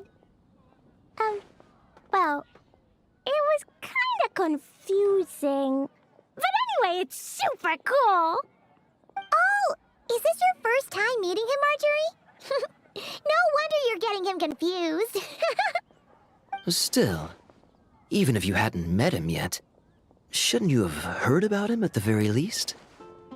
At this point, pretty much the whole city has.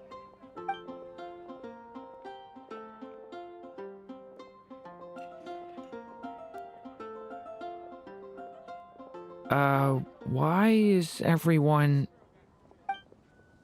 So, what exactly is his connection with the evil dragon?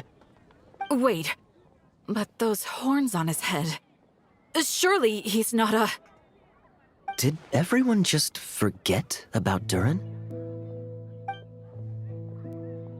No, that can't be.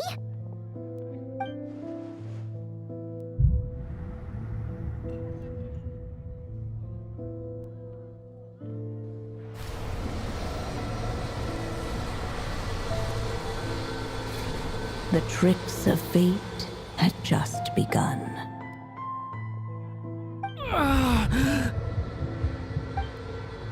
Watch out!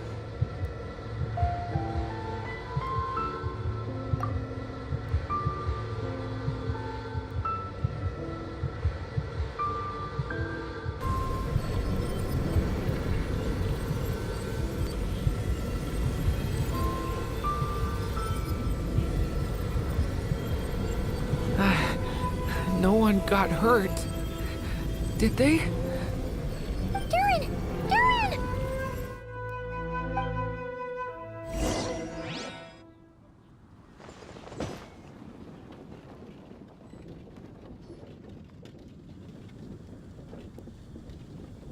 I just had Barbara check him over.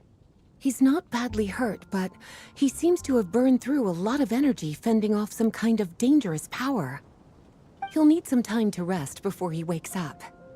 So, can someone explain what's going on here? It seems like, aside from Durin's close acquaintances, the people of Mondstadt have forgotten everything about him. How could that even happen? Worse still, the abyssal power within him is showing signs of extreme instability. Could be a separate issue, though. I'm not sure. If the abyssal power inside him spirals out of control, Mondstadt will be in grave danger. I completely agree. All right then. As acting Grand Master, I'll send a letter requesting Albedo's immediate return. Until then, the Knights will watch over Durin. That's pretty much all we can do right now. Also, allow me to look after this book for now. If you need to consult it, just drop by my office. Do you think the book might have something to do with what's happening? It's just weird that Alice still hasn't contacted us. Maybe we should head back inside the book and take another look.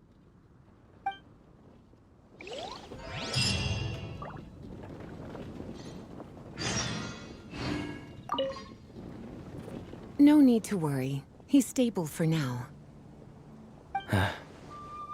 Kali was really looking forward to hanging out with Durin.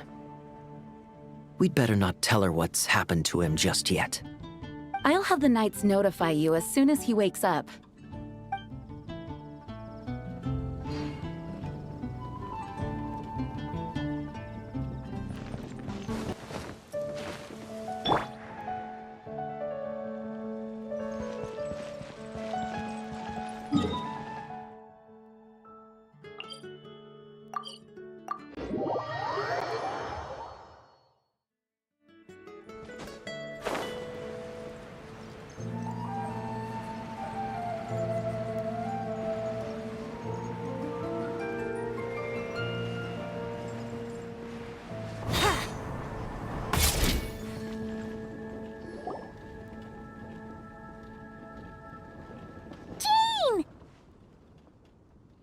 Hello, you two. I'm glad you got my letter. Durin's awake and waiting on the bench over there. I'm here if you need help. Just give me a shout. Don't worry about us. We'll be fine. Oh, hey, you two. I just remembered what happened right before I passed out.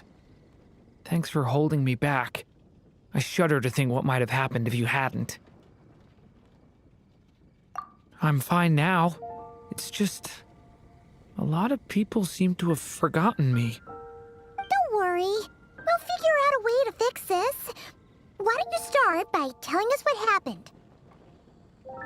It felt so strange.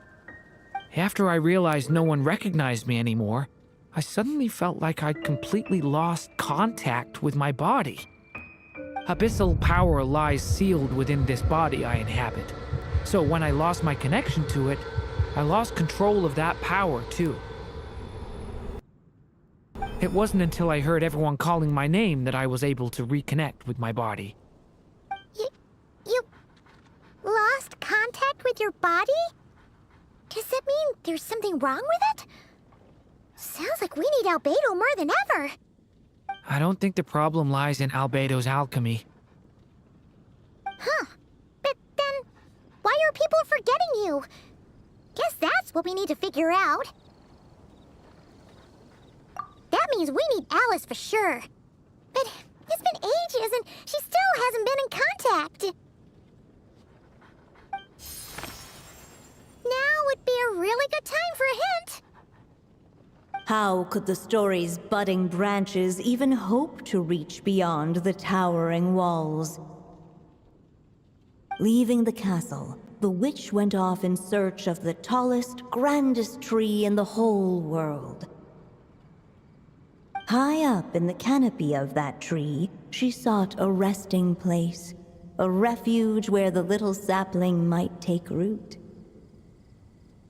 Go to that place, for it was there that the sapling felt its first breath of wind. Huh? Was that another clue? Does that mean the story isn't over yet? Leaving the castle. It just occurred to me. If this story is all about my own experiences, then wouldn't what happened after I left Simulanka be part of it too? But how could she possibly know exactly what would happen? And even if she did, how could we know when the story was complete? Yeah. Since we can't reach Alice right now, we'll just have to get to the bottom of this ourselves. But first, we gotta figure out where this riddle wants us to go. The tallest, grandest tree in the whole wide world. Huh. The only place that ever gave me that feeling was the one I ended up in right after leaving Simulanka. They had great coffee there, too. And so many books you'd never run out of things to read. Think about it. Our search in Mondstadt began in a library, right? Well, Sumeru City's got one of those, too. And it's absolutely huge. What do you say? Should we try looking there? Huh. That does kind of make sense. And it's not like Paimon's got a better idea. Alright, let's just give Jean and the others a heads up first. Well, it sounds like you've got a plan, so I won't interfere. All I ask is that you stay safe. Albedo won't be back for some time, and until he is, we can't know for sure how dangerous Durin might be in his current state. I'm so sorry about what happened before. Believe me, I'm not blaming you, and neither is anyone else here. If anything, it's the opposite. We're all just worried about you. Worried? About me? Come with me. I want to show you something. As soon as they heard you were awake, they all hurried over to see how you were doing. You all came to see me? A little birdie told me you're working on finishing a storybook. So maybe all those people losing their memories is just a plot twist, waiting to be resolved. Miss Lisa, you always seem to know how to put my mind at ease. Please, everyone, don't worry about me. When I get back, I'll find a way to complete my mother's story, and the one we started, too.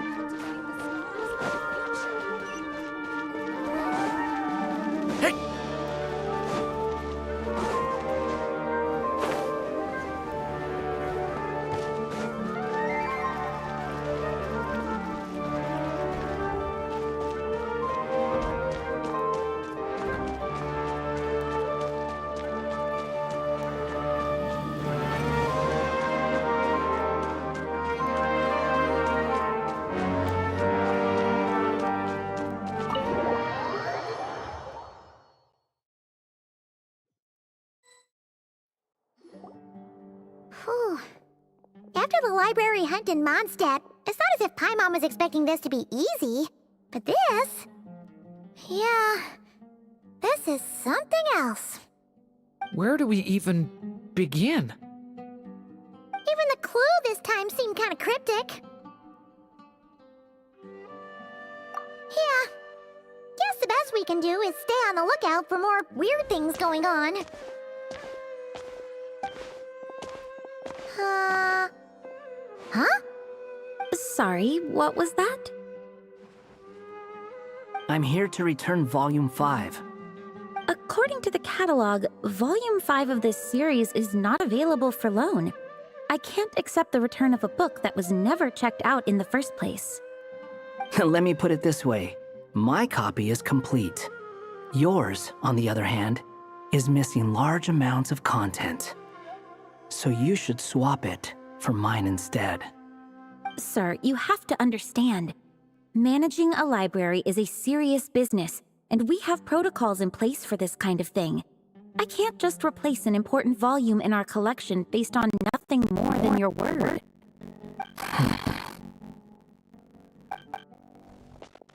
Hey! Look what the Wandering Town dragged in! Oh, it's you. And, what is it you're doing here? I'm a traveling scholar, as you know. Isn't a library the most natural place for me to be? The last time we saw you was all the way in Nodcry. Paimon just didn't expect to suddenly see you in Sumeru, that's all. There were some things I needed to come back and take care of. Some documents had gone missing, so I tracked them down, restored them to the original condition. And now, I'm here to return them. And considering what I'm planning to do next, it feels like a weight off my shoulders. What's going on with you, huh? You look like a kid puppy. Hat guy. At least you haven't forgotten about me. What's that supposed to mean?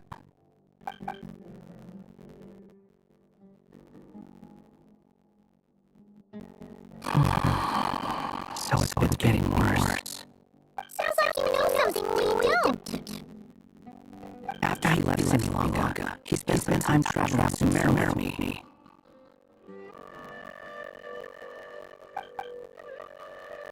I was working on several texts at the time, and I stumbled upon something strange. Anytime Durin or Semilonga was mentioned, before long, the record would disappear. Which means all the remaining records on Durin are about the evil dragon that fell on Dragon's spine. How did you even discover that? If I remember correctly, Hat Guy loved the time he spent in Simulacra so much that he started writing a travel log. That's beside the point. The fact is, you're not affected by the ley lines of this world. I'm sure you can grasp the implications of what that means. His case is different from mine. It's more like the world itself refuses to accept his existence. It started with a few written records, but now it sounds like it spread to people who never met him or didn't know him well. At this rate, the whole world might forget him altogether. The whole world? But that includes all my friends in Mondstadt, and even Hat Guy, too. So that's what you've been worried about all this time? Why didn't you just tell me? There are more important questions right now. Like figuring out how to fix this. That maid clearly cared a lot about her child. She left that book behind for a reason. If you want answers, isn't that place to find them? We need to find the airplane that unlocks the next chapter first. Mind if I take a look? I just want to know what secrets this book is hiding. Besides, I've run into a bit of red tape, so I've got time. Of course. Be my guest.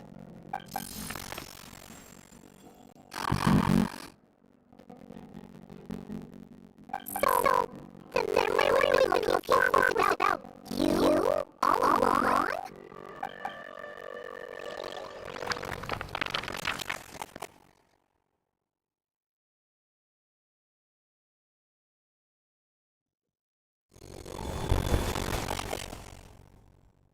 The little dragon came companions with a stray cat with dark fur. It was a friendship born of all they had in common. He left his castle on a strange invitation, setting out to explore the world beyond its walls. There, he grew fond of the outside world, eager to make friends and share the story of his life. Taken by the dragon story, the stranger tried to write it down. But he soon realized that no matter how he tried, it would always warmed into the evil dragon's tale.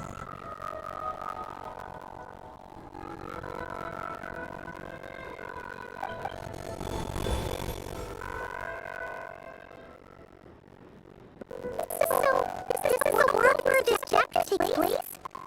Looks like we're at the top of some kind of gigantic tree. This must be about what happened to me when I first arrived to that. No wonder the memory that unlocked was about Hat Guy. Most of my memories from that period were. Hold on. Anyone want to explain how I ended up looking like this? Maybe you'd become a character in the story too. You see me as a stray cat? Oh, a wandering Tom, to be exact. You should count yourself lucky. Everyone's friends, your character is by far the most memorable.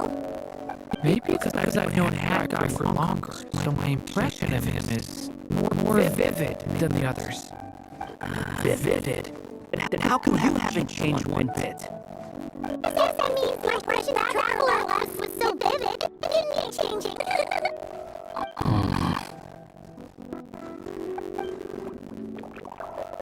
Hello, everyone! Ready for today's adventure? It's the storybook, Durin! Oh. So you're not playing yourself in this one? Does that mean that the two of you have even more memorable roles to play? Where are we going today, kitty cat? Whatever. Just follow me. Same as always. Can we chat along the way? If you have something to say, just say it. Is that seriously how the two of you communicated when you first got here? Yep. Anyway, how do we get ourselves out of here? Usually, the narrator gives hints to help us figure out what to do. Speaking of which, we got some of those, don't you think? The story's vines had woven themselves together into a giant tree, the boughs of which a little storyless dragon now paced, homeless among its leaves. He had to find a way to leave this place and set off in search of a home of his own. If he stayed, the world would erase him from its memory altogether. To leave this place? But where am I supposed to go? The little dragon felt completely lost. Just like the vines, the road ahead branched off into different directions, twisting and turning before disappearing into the mist. But as luck would have it, a prophetess waited up ahead. Perhaps she might know where each path might take him.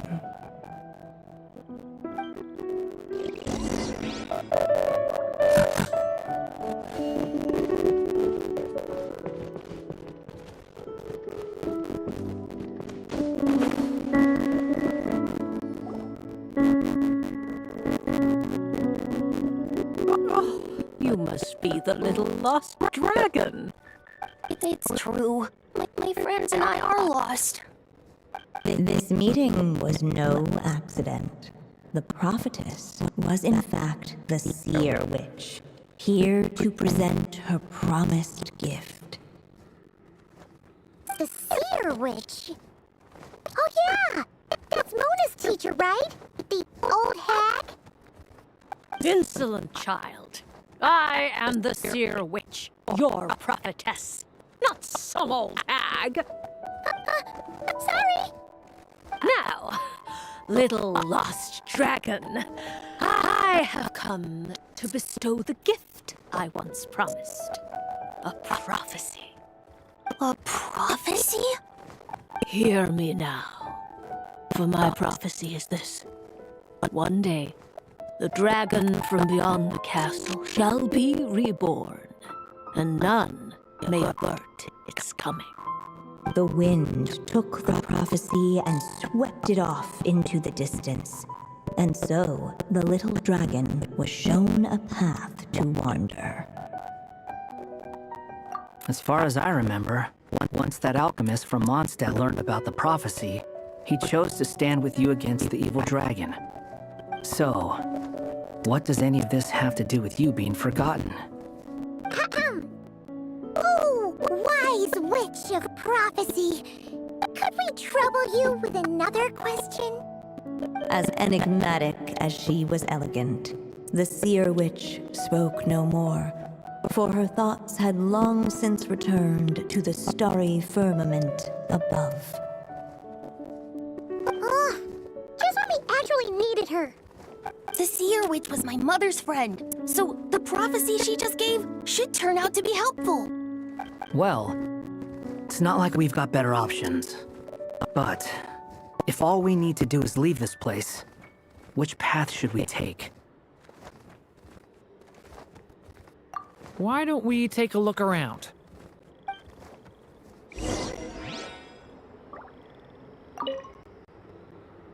As enigmatic as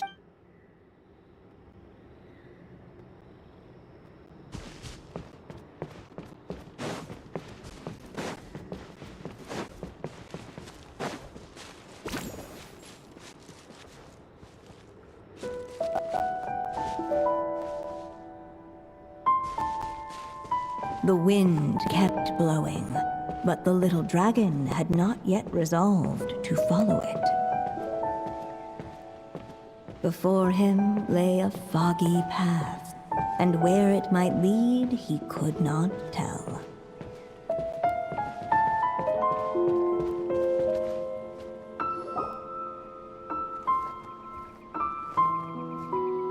go this way, we'll be heading back to Mondstadt just like we planned. Out of all the options so far, this seems like the safest, right? At least we know what happens next. He helped stop the evil dragon from returning, gets a new body, makes a whole bunch of friends, who all just forget about him. But you didn't forget, Hat Guy. I'm just saying, choosing this path wouldn't solve the main problem.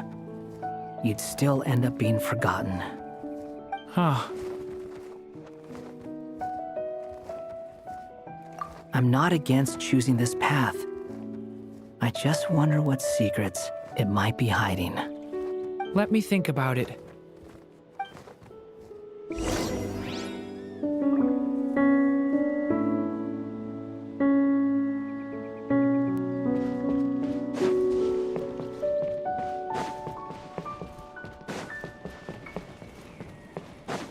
I still think you should keep going, little dragon. If you leave the castle, you can accomplish something amazing and make a bunch of friends along the way. Really? Then let's go! Unable to preserve his story, the little dragon wandered astray. Fortunately for him, a certain prophetess had left behind a prophecy to guide him. The wind took the prophecy and swept it off into the distance, and so the little dragon was shown a path to wander. Following the wind's guidance, the little dragon made his escape. In turn, the prophetess affirmed the little dragon's choice, leaving an extra secret as her parting gift. Now that you've made up your mind, I shall keep my promise by explaining Fate's little trick. Long, long ago, the gods of the high heavens gave the world outside the castle a magic of its own. They called it storytelling. It was a magic of almost unshakable power that governed how people met, grew close, and understood one another. Each person had a story meant for them and them alone, one whose ending was written in the heavens long ago. In truth, your story and the evil dragons are simply two versions of the same tale, and that is something the magic of storytelling cannot abide. Beyond the castle's walls, your story cannot take root, for the evil dragon's tale has done so already.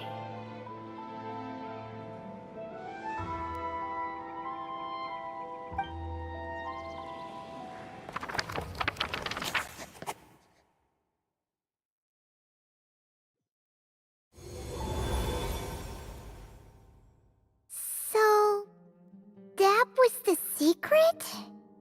Huh. You still don't get it? Simulanka Durin and Tevat Durin share a special kind of connection. Their fates are mirror images of one another. While they were in two separate worlds, there may have been some mutual influence, but their fates were independent. But when Simulanka Durin came to Tevat, a version of his fate already existed there. So, how can two fates exist at the same time? The answer is, they can't. The rules of this world don't allow it. You can't return a book you never checked out in the first place. So, what's Durin supposed to do? Those mages seem to have come up with quite the ingenious solution.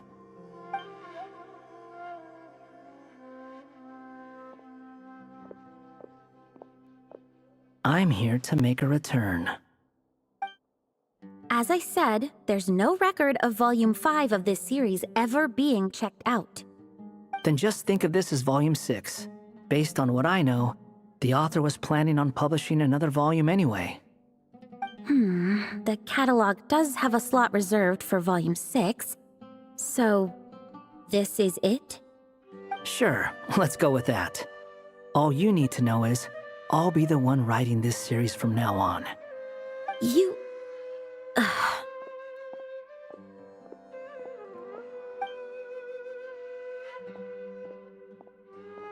are you up to this time? Remember the red tape I mentioned before? Well, I just took care of it. Now, I guess you'll be off to see your alchemist friend? It should be pretty obvious by now. He has the answers you're looking for. Well, we do have a whole bunch of things to confirm with Albedo, that's for sure. But didn't Jean say he'd be gone for quite a while? I'll join you. Just let me know when it's time to go. Hat guy? Don't sound so surprised. I'm part of this story too, aren't I? I'm just playing my role. Well, yeah. But it's not that. I just feel like you want to help, but something's holding you back. When I first realized you were being forgotten by the world, I thought it might be because you spent too much time with me. I even thought cutting our ties might be the only way to fix it. Why would you think that?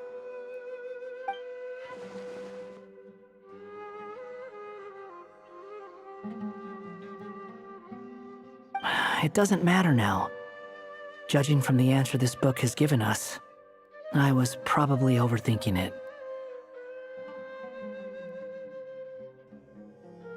Just as well, with the ley lines rejecting him like this, the people who still remember him are his only remaining connection to this place. If that last fragile tie was broken, who can say what devastation his unbound body might unleash?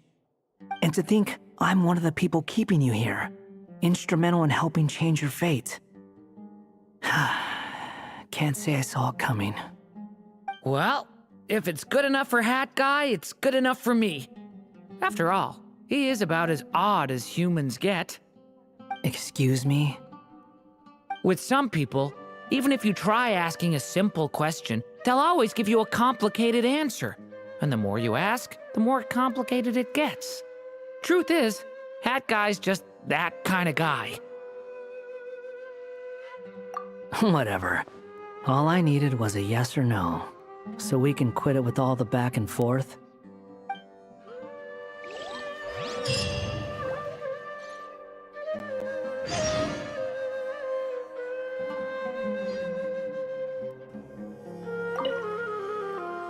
If you feel like stepping back...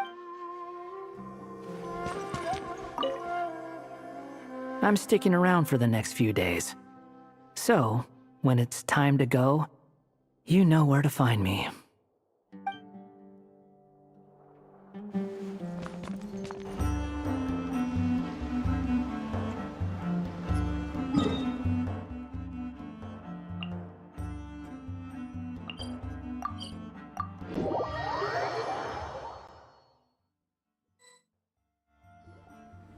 So this is the other Durin, huh? If this had been the dragon that ended up being revived in Mondstadt, there's no telling what kind of calamity that people would have had to endure. So, if you think about it like that, Durin's actually a hero. No, I'm just a little envious, that's all. Not everyone gets a chance to be a hero. Actually, most of the credit belongs to Albedo. Then again, barely anyone even remembers you at this point. So I guess there's not much left to envy. You... Oh! Ah, so you three still remember Durin. Looks like the memory loss hasn't spread to close friends. Yet. I guess that means my memory of you must still be complete as well. Albedo. You're finally here! Oh, boy, do we have a whole pile of questions for you! Oh, you're here too? I think I've pieced together some of what happened to him. But what's your take on things?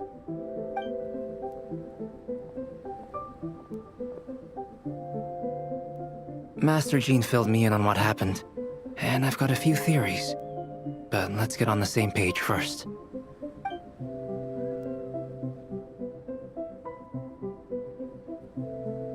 physically, he's doing fine.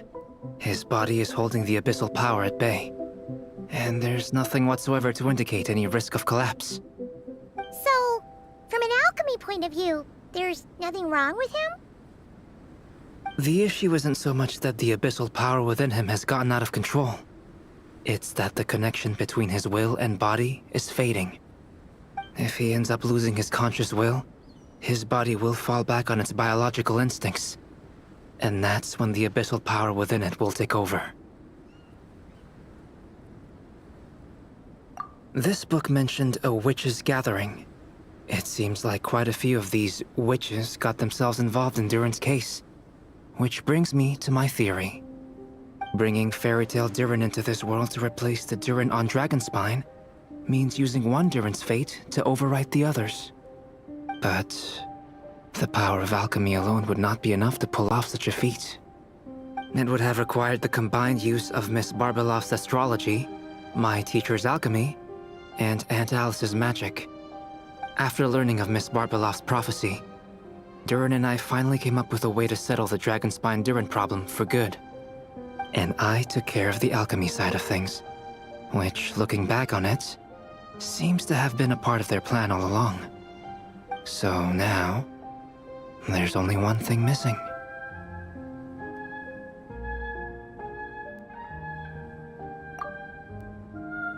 As for the fate theory our friend in the hat just mentioned, I still can't figure out how any kind of magic could possibly influence the fate of Tevat.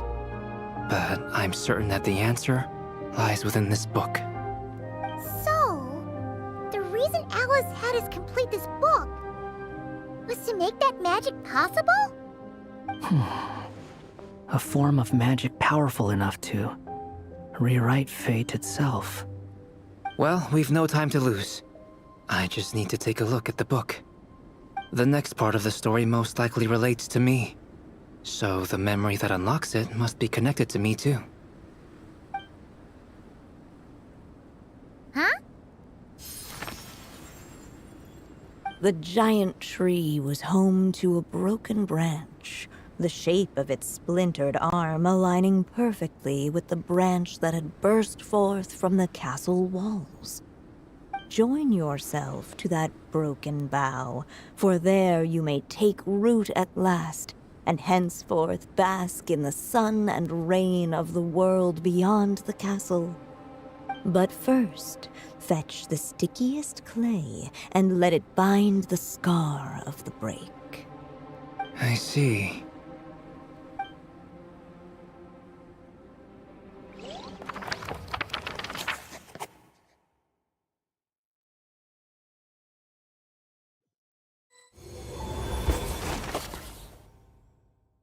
Guided by the breeze, the little dragon arrived at an alchemist's workshop.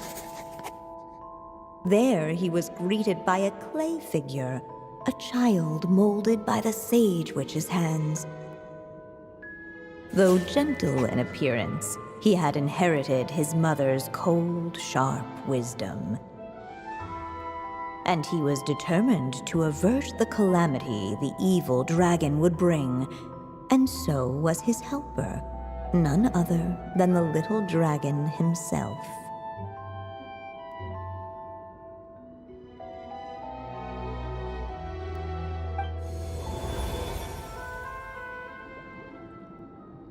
What is this place? It looks like it's modeled after an alchemist's workshop. Or rather, a cliched stereotype of one. Albedo? Hold on. Why do I look like this? Oh, yeah! We forgot to tell you. Basically, the characters in the story are reflections of how Durin sees them. At least you're still human-shaped? Well, since Cat Guy has taken on a different appearance too, that must mean the two of us are both characters in the story. But you, Paimon, and Durin haven't changed at all. You must be special figures in some way. I'd like to know more about that too. But seeing as none of them can explain it, let's just concentrate on moving the plot forward.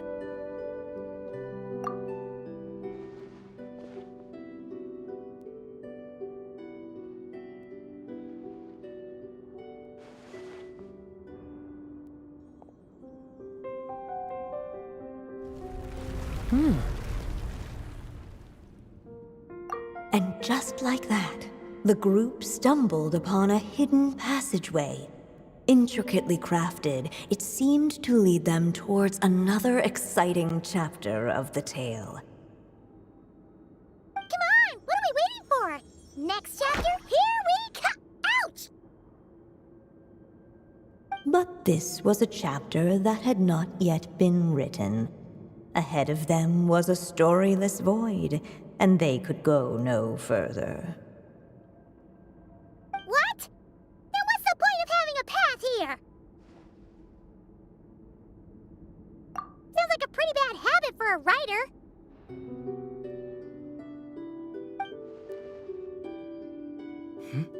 Over here. I found something. What the clay figure found was none other than the evil dragon's heart itself. Though the creature had perished long ago, its heart was still there, pulsing away and growing warmer with every beat.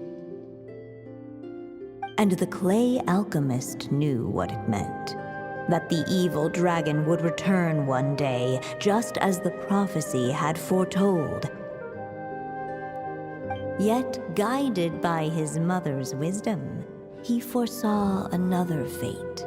If only the alchemist could bestow this heart upon the little dragon, he might be reborn in the evil dragon's stead. Only then would the evil dragon's heart grow still, and the little one inherit its tale. Sounds like this chapter's about Albedo bringing me to life? If that really was the solution, though, this would have been over the minute I finished the transmutation. So why is Durin still being forgotten? There has to be some other reason. Yeah, I'd like to explore the area a bit more.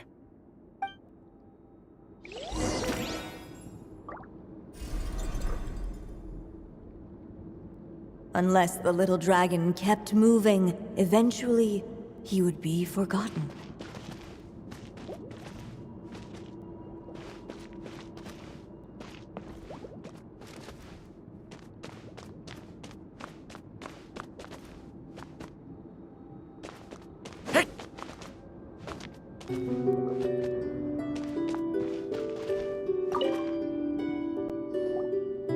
The evil dragon's heart continued to beat, as if waiting for the little dragon to accept it as his own. Looks like we have no choice but to get this done. Whatever happens next, Durin is going to need all of our help. Is everyone ready?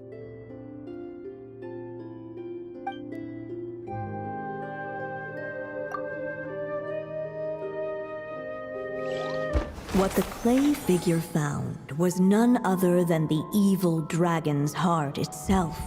Though the creature had perished long ago, its heart was still there, pulsing away and growing warmer with every beat. And the clay alchemist knew what it meant. That the evil dragon would return one day, just as the prophecy had foretold. Yet, guided by his mother's wisdom, he foresaw another fate.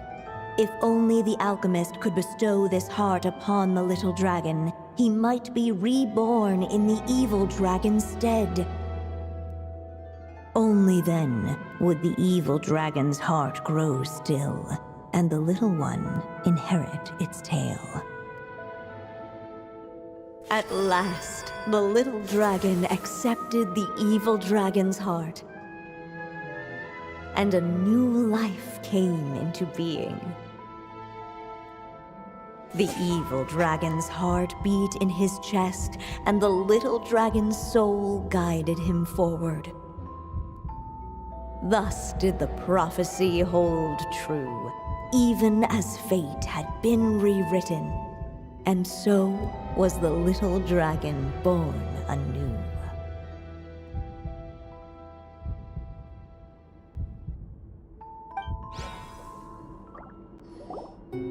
Finally! A happy ending! That That must be the last step, right? Woohoo! We completed the story!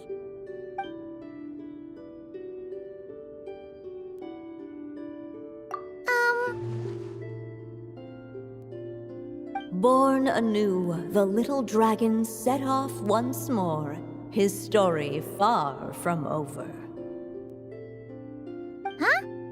So, that wasn't the end? What comes next might be the most crucial part of all. The real last step. If fate really is as devious as they say, then I say, show us what you've got. Wow! You're all so serious all of a sudden.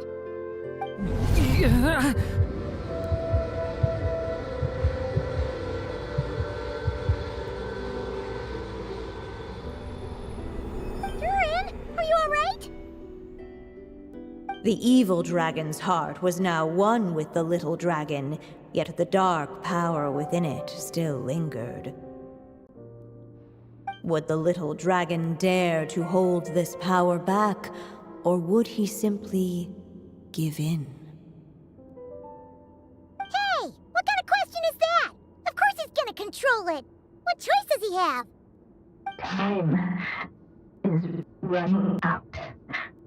So, will the little dragon dare to hold this power back, or would he simply give in? What's up with the narrator?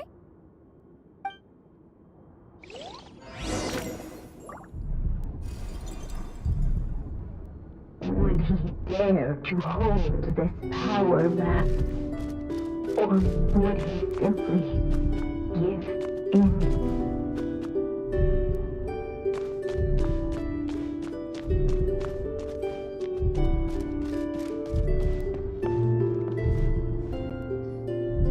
The little dragon and his companions blank. Blank again. Huh? What's going on? Are we running out of ink? Once the ink runs out, is that the end of the story? I had a feeling this would happen.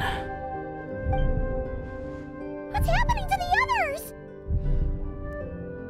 Now that the story's ink was spent, all that lay ahead were blank pages.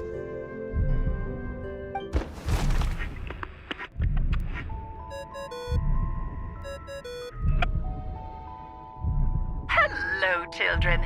If you're hearing this recording, it's because you've reached a certain ending.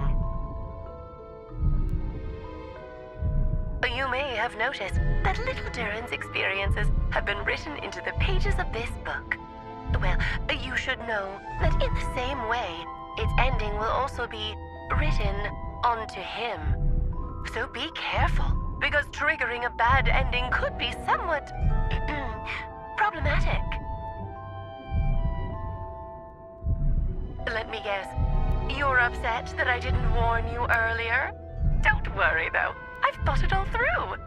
I built a very special feature into this book, just for you, the witnesses of this tale. So, go ahead. See if you can turn back the pages. If you're not happy with the ending you've reached, just flip back a few pages and let the tale unfold once more. Pretty incredible, huh? That's the power of magic.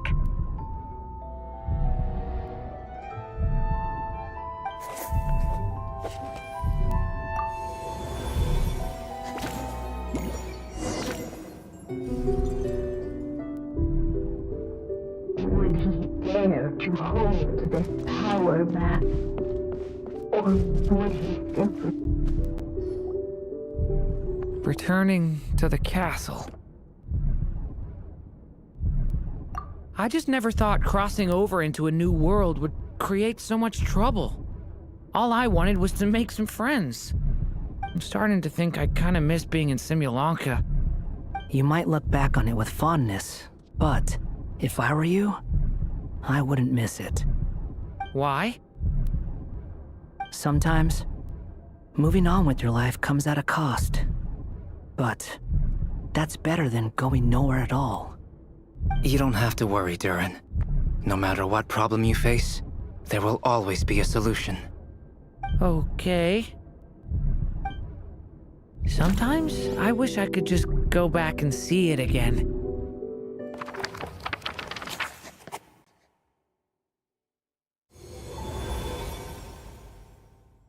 As the little dragon slipped back inside the castle's walls, the clamor of the outside world fell away.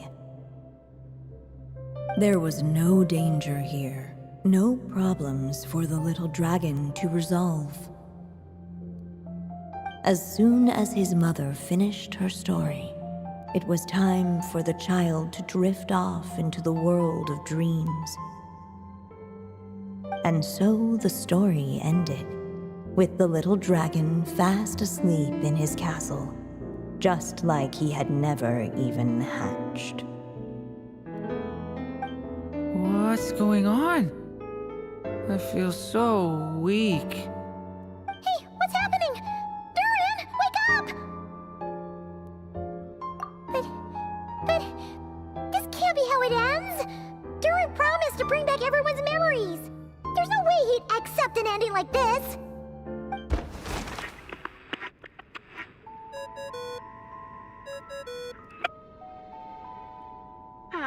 Looks like you've discovered another possible ending.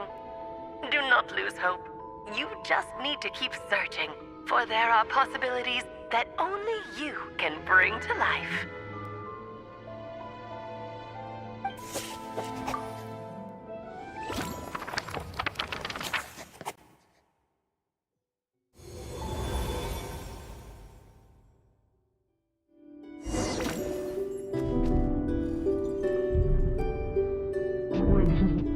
To hold this power map, or would he simply give in? Ahead of them was a storyless void, and they could go no further.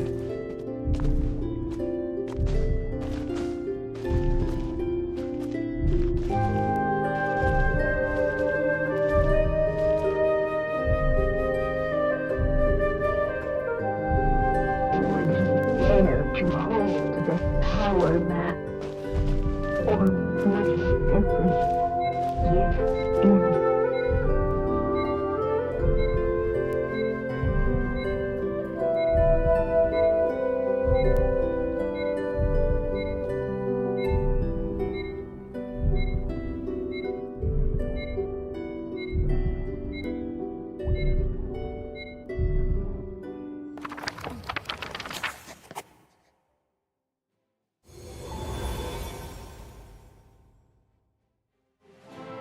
The little dragon was at an impasse, and the dark power within him surged like a tide.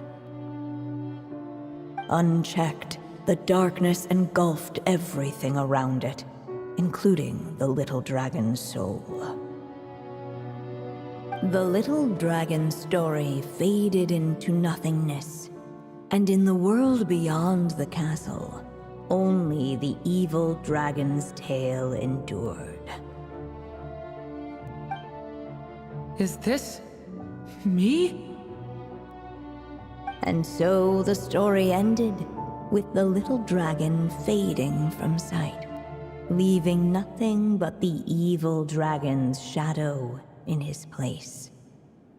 Oh no! That means Durin... What do we do now?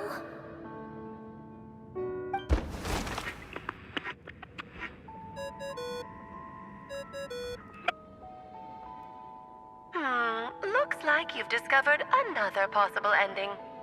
Do not lose hope. You just need to keep searching, for there are possibilities that only you can bring to life.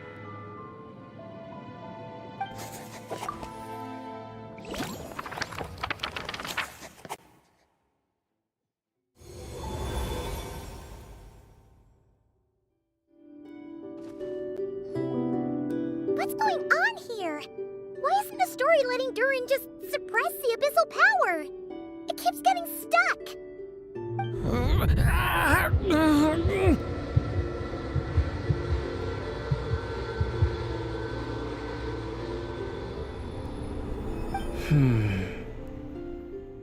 seems the act of suppressing the power counts as an event in the story.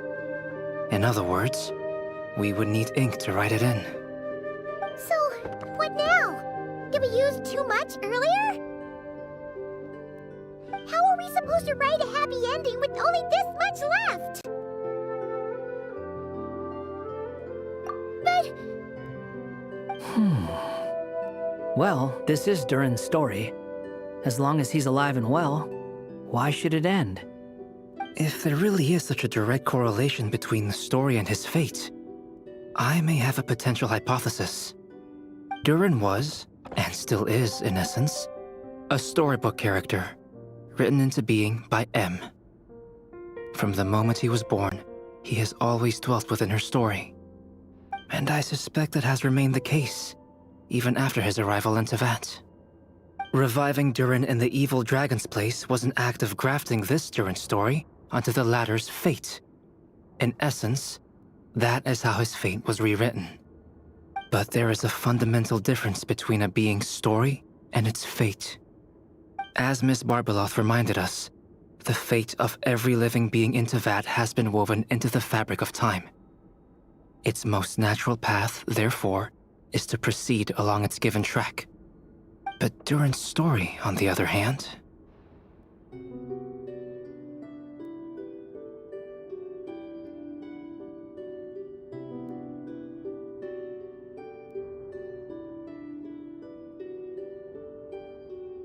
As Durin's connection to this world wore thin, not only have people started to forget him, he started to lose control of the abyssal power within. In other words, his story can't continue, because the author's ink is drying up. That's what it seems like to me. It would seem the little dragon had made a group of fine friends indeed. Save it. The question is, are you here to help him, or stand in his way? This is as far as the story can go. What path will you choose? I suppose the final decision is up to me. It's hard to believe I never actually left my mother's story. If that's true, I'd like to go there and see for myself. By there, I take it you mean the blank pages of the unwritten chapter ahead? But we still don't even know how Alice's magic works. If Durin belongs inside the story, then going outside of it to some unwritten part, isn't it too risky? I'm not afraid. I second that. It would seem this is one answer you need to go seize for yourself. So be it. Whatever obstacles stand in your way, we'll tear them down together.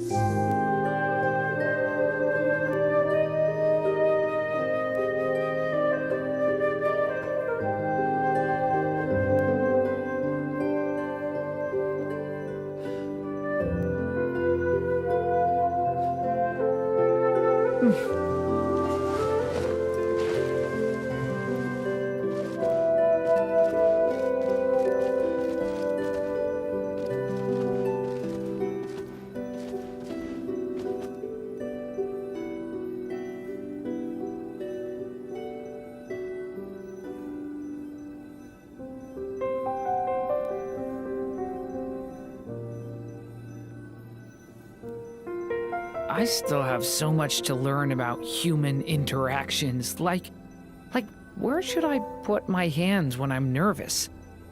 I just really want to make friends with everyone.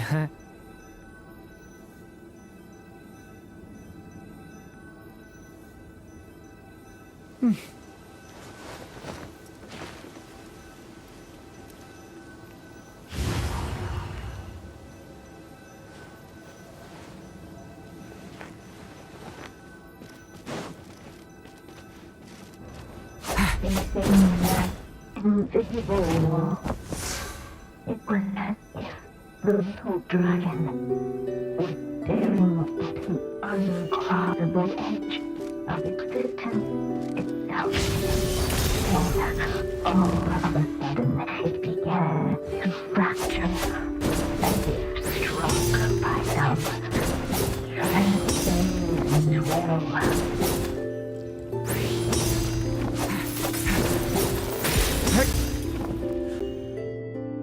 Gotta keep going.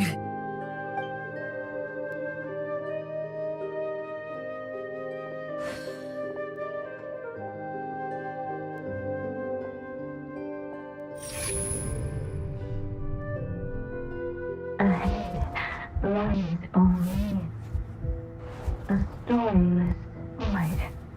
My consciousness is slipping away. Keep going, Durin. A pure soul is your essence, not an empty void. I feel so weak. Stand tall, Durin. You are not some amorphous idea. The body I made for you is flesh and bone. Am I truly alive? Yes, Durin, but you must keep going. You're as alive and real as I am.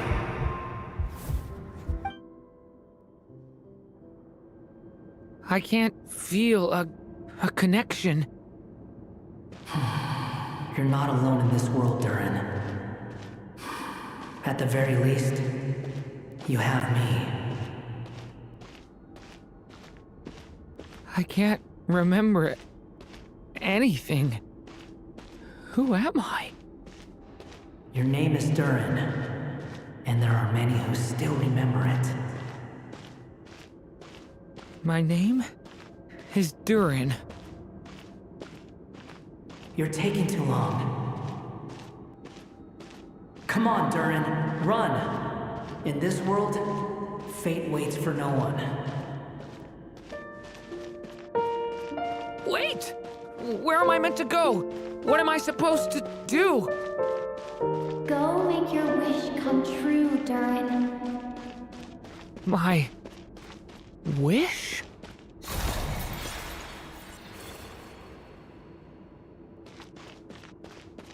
Your story's not over yet.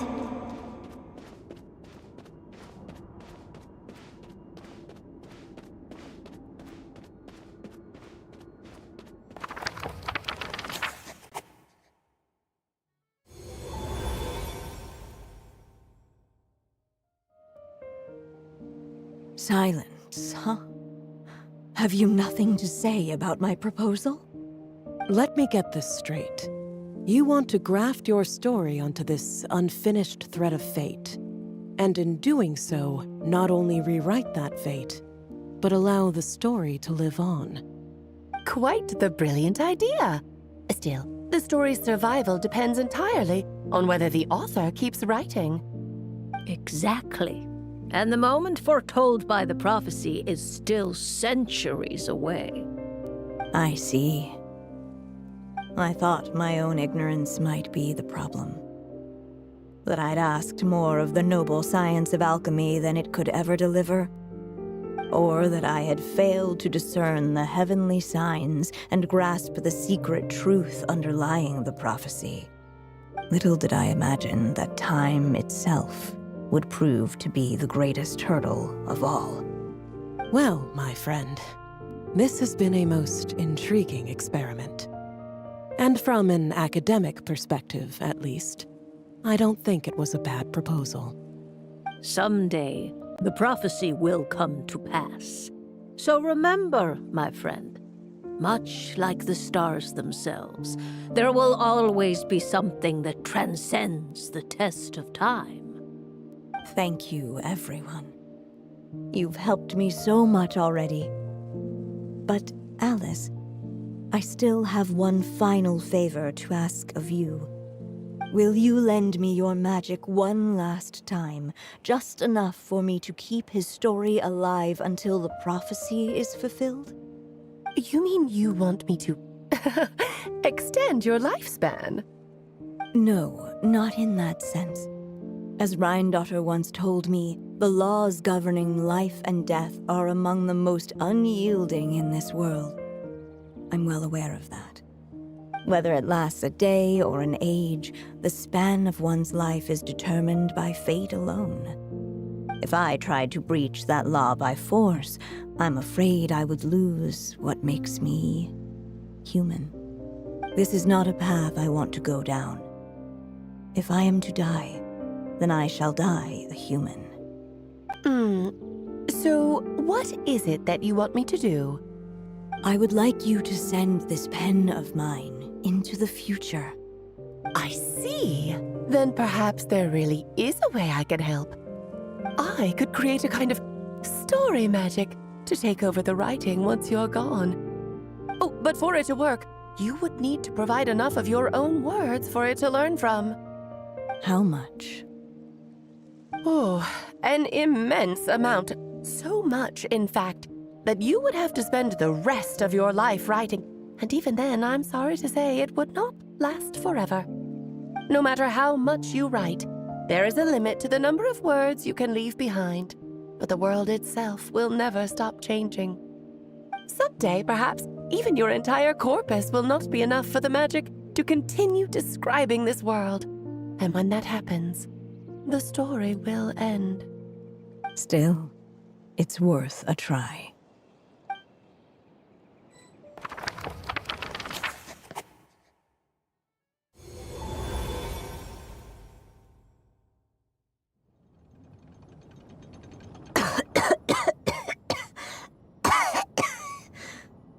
Oh, my dear Anya. Even after all this time, you're still... Look at you. You should be enjoying your old age in peace and quiet, especially now that things are finally returning to normal after that terrible calamity. Once he leaves Simulanka, things will only get more complicated. If his story is to continue, there needs to be more material for the magic to draw upon. I'll just have to skip over some of the less important details. Anya, why do you insist on sending him out of the storybook world? Why must he face his fate into that? Why not just let him remain within the story? With my magic, even fate's curse could be undone and he could live happily ever after. I suppose. In fairy tales, all it takes is a heartfelt wish. And even a wooden puppet can turn himself into a real boy and live happily ever after. That's just how fairy tales end, isn't it? But have you ever wondered what happens to the main character after the ever after? Tell me, Alice, in your eyes, what would be a writer's greatest regret? To leave a story without an ending. Not a bad answer. It's true, many writers come to consider that their greatest regret. But I see things differently. My greatest regret is that every story I write has to come to an end in the first place. Anya. No matter how brilliantly a character shines, the moment their story ends, their potential is lost forever. For them, the story itself becomes an inescapable fate. But what if, instead, I could place my pen in their hand and let them continue the story themselves? You mean... You said it yourself. I can only leave so many words behind. Even with your magic, the idea that I could keep the story going until the prophecy comes to pass is wishful thinking at best. But I've found a way to use your magic to transform some of my finished stories into a special kind of ink. This ink is a magical medium he can use to complete the story the way he wants to. For what is storytelling but another kind of magic? And if he can experience the whole tale himself while leaving behind his own wishes and aspirations, even once he reaches the chapter where I stopped, he'll still be able to carry the story forward on his own. And so, by leaving him this ink, I can entrust him with the responsibility of writing his own story. A character with the power to write their own story.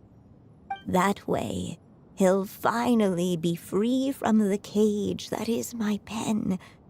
And like anyone else living in the real world, he can go on to create a life of his own. And you no longer need to worry about the constraints of my magic. What a brilliant idea, Anya. But there are still risks. First of all, once he arrives in Teyvat, he'll have to rely entirely on the story you left him to maintain his connection to that world. As you gradually hand over creative control, that connection will grow weaker, and at some point, he might lose it altogether. But at the same time, he'll also have the chance to forge that connection for himself. The issue is, this method taps into too many of Teyvat's core secrets.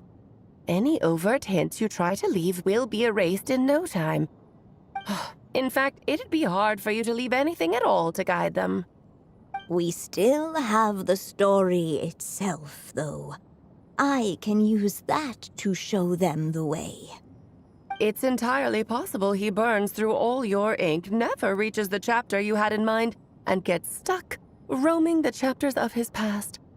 But despite all that, I still believe in what this child can become. His hopes and wishes can be his ink, so he won't be trapped by mine running dry. Oh, what the writer you are, Anya. Your imagination never ceases to amaze. And you do know how much I love a happy ending.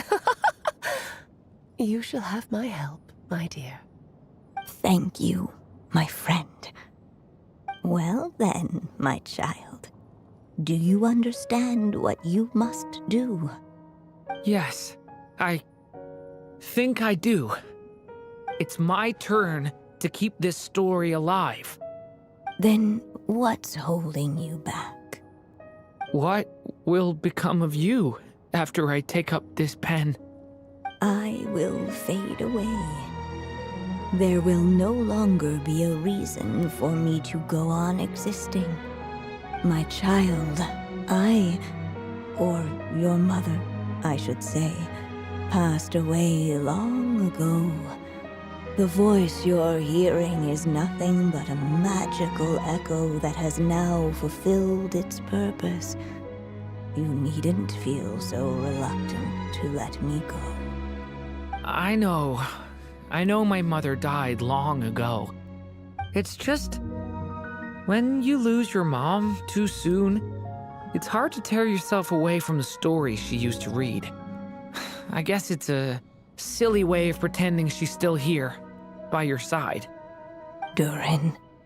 But after coming to this world and traveling it with my friends, facing all kinds of enemies together, I suddenly realized I couldn't just sit around listening to my mother's stories because I'd found a new purpose in life. Maybe this is just what growing up feels like. With all my new friends waiting, it's time I finally set aside my mother's storybook. I'm ready to grow up now, Mom.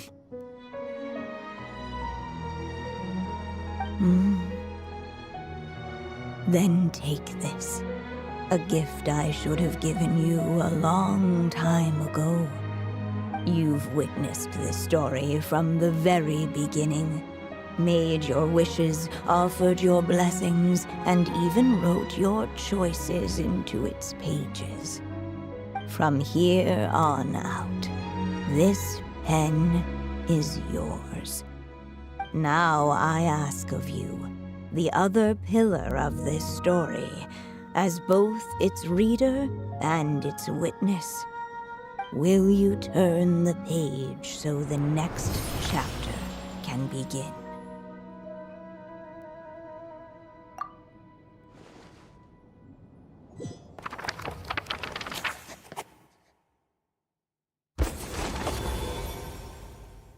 Suddenly, and without warning, the powers of darkness struck. The question was, could the little dragon prevail? Alas, it was here that the story witch's tale had to end. But Durin's tale, on the other hand, had only just begun. Stepping into his mother's memories, he picked up her pen. And so the story that was ending began anew. He had made up his mind to challenge the fate that barred the way ahead.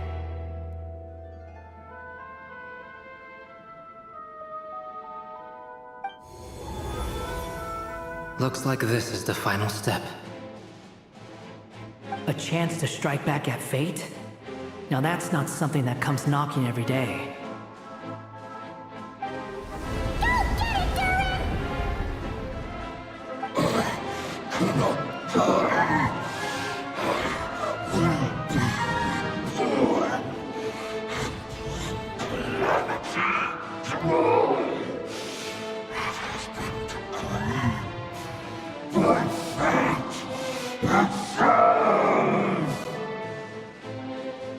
No, that fate no longer defines me.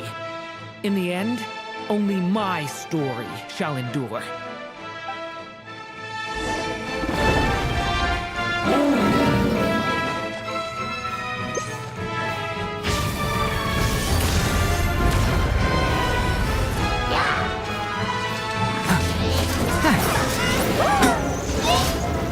Stay your hand! Thunder! Stay away from me!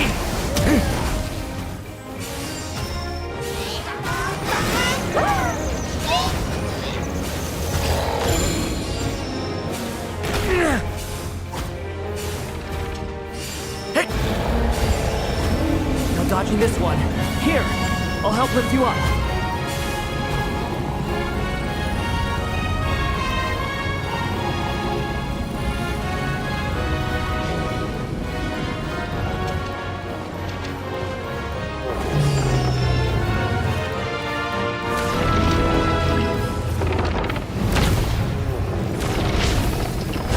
Only my story shall endure.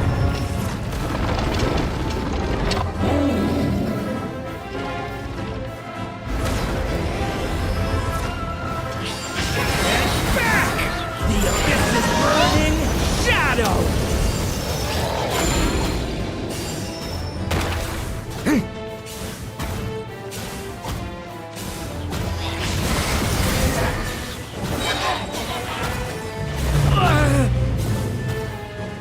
The abyss is burning shadow!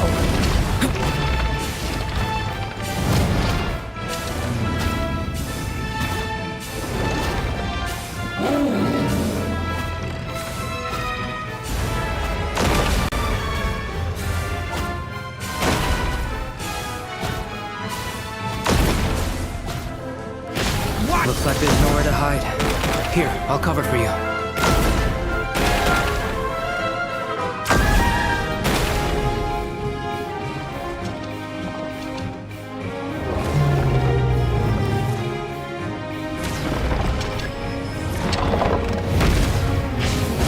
This time, the light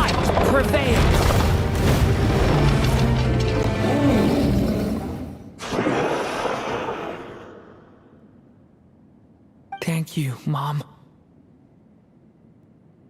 And so it was that Durin defeated the darkness and rewrote his fate. But his story is far from over.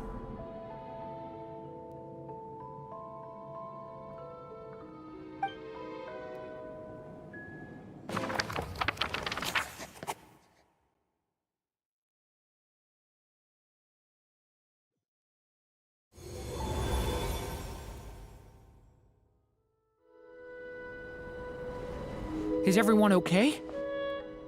We're fine, thanks. And hey, we all saw how you fought back there. That was awesome! I have to admit, I do feel like something in me has changed. I owe you all so much. Without your help, I don't know if I could have ever made it this far. Just a shame I could only help out from the sidelines. Like I said before, it's not every day that you get to put fate in its place. Well, I'm sure you'll hear it someday. Hear what? The chance to strike back at fate knocking at your door. Yeah, maybe someday. Allow me to just check one thing.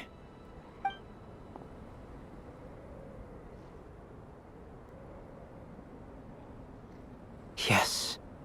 The abyssal power within you has stabilized again. And those strange symptoms you were experiencing seem to have completely disappeared. Oh, thank goodness!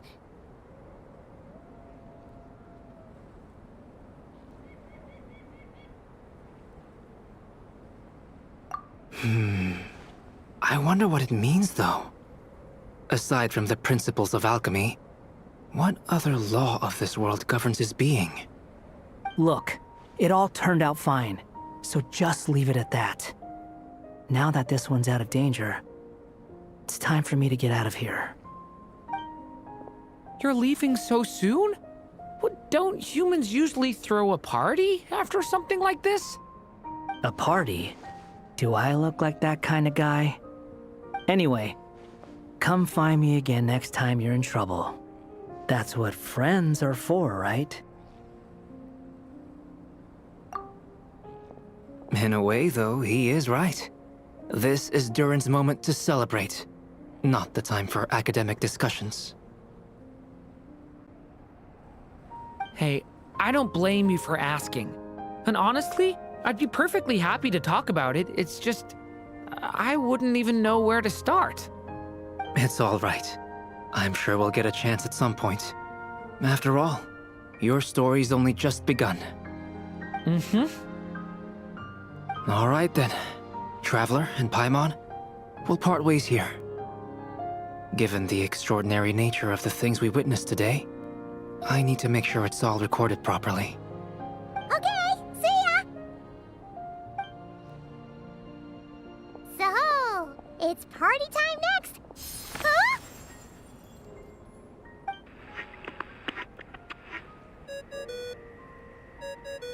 Congratulations on completing your mission. Now then, as per our agreement, it's about time you returned that book. She must have known the moment we finished! Just like she said she would. I've heard dressing appropriately is a must for socializing.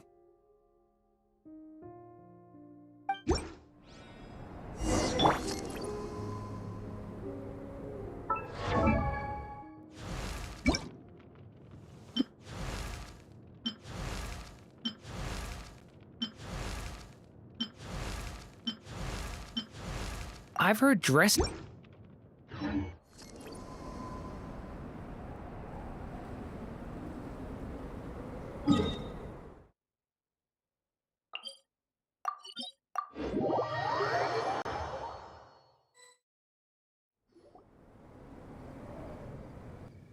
Oh, my writer and witness. It's been quite the journey, hasn't it? You had special plans for the Traveler from the start, didn't you? But of course, that goes without saying. For a story to live on, it needs both a writer and a reader. Only then can my magic take effect. I chose the Traveler as the witness because of the special nature of who she is. It's not easy finding someone with that kind of background, you know. For a moment, I even considered taking the role myself. At least it made for an interesting story, right? Huh? What are you doing here, tone-deaf bard? With the Hexenzirkel carrying out such a risky experiment in Mondstadt, it didn't cross your minds that the Animo Archon might be slightly curious? Sorry for the trouble, Lord Barbados. Think nothing of it. I dare say the Animo Archon quite enjoyed coming along for the ride. Now then, as agreed, let us see the fruits of your labor. Here, please take a look. Well. Somehow, despite all my careful planning, it still turned out to be full of surprises. It never even crossed my mind that Rhindotter's child would be capable of handling that kind of alchemy in her stead. When he asked for help with the materials, oh my, I nearly couldn't believe it. If only the others were here too, we could all celebrate together. I'm right here, you know. The only one who hasn't responded is the one busy stuffing her face over there. Is that you, Barbie? A little late to the party, don't you think? Come here, child. Let me take a closer look at you. All right, Aunt Seer Witch. Here I am.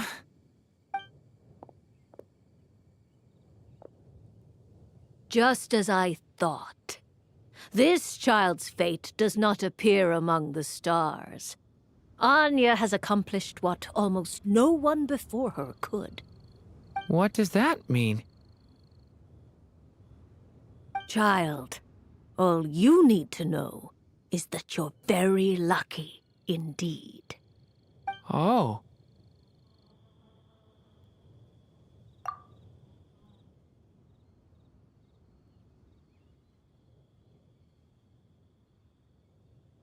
Just like how she was in the story, huh? Tell me, little Durin, what will you do next? I, for one, cannot wait to see how your story unfolds. Well, there's so much I want to do. I'm not even sure where to begin. How about settling your most recent regret?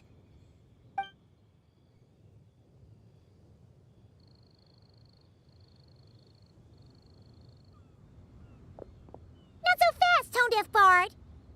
What exactly did you just tell Durin to do? To make a long overdue wish come true. Thank you once again, Alice. How much time do you have left? I believe these should be my final moments. Just enough time to say goodbye to my dearest friend. This feels like having to say our final goodbyes all over again. I don't like it. Not one bit. I don't know how to respond to that. Strange. You were always such a cheerful figure in my stories. I even dubbed you the Merry Witch, you know. Oh, please. You know full well it was your stories that first taught me what true pain and sadness felt like. Huh. Aside from saying goodbye to me, shouldn't you also leave a few words for the child? Since the book will be his to continue, why don't you write him a little parting note? There's no need. His mother already did that long, long ago. All that remains is for me to convey it on her behalf.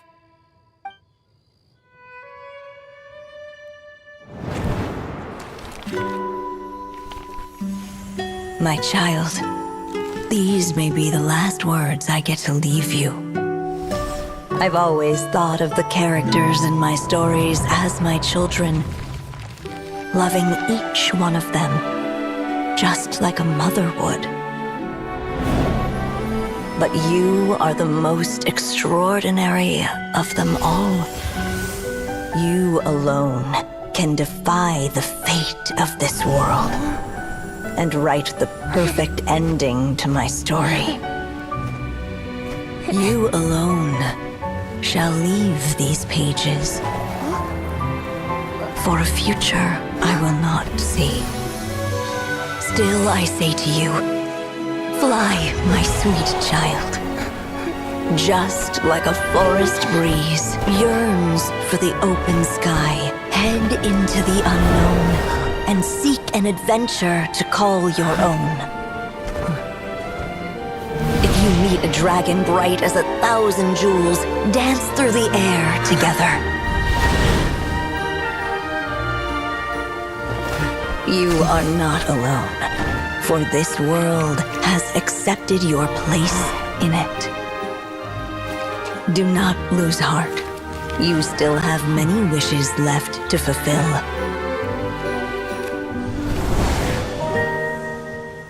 A long tale awaits you, my love. Let songs and flowers be the ink that fills its pages. Take my pen and use it to continue your story.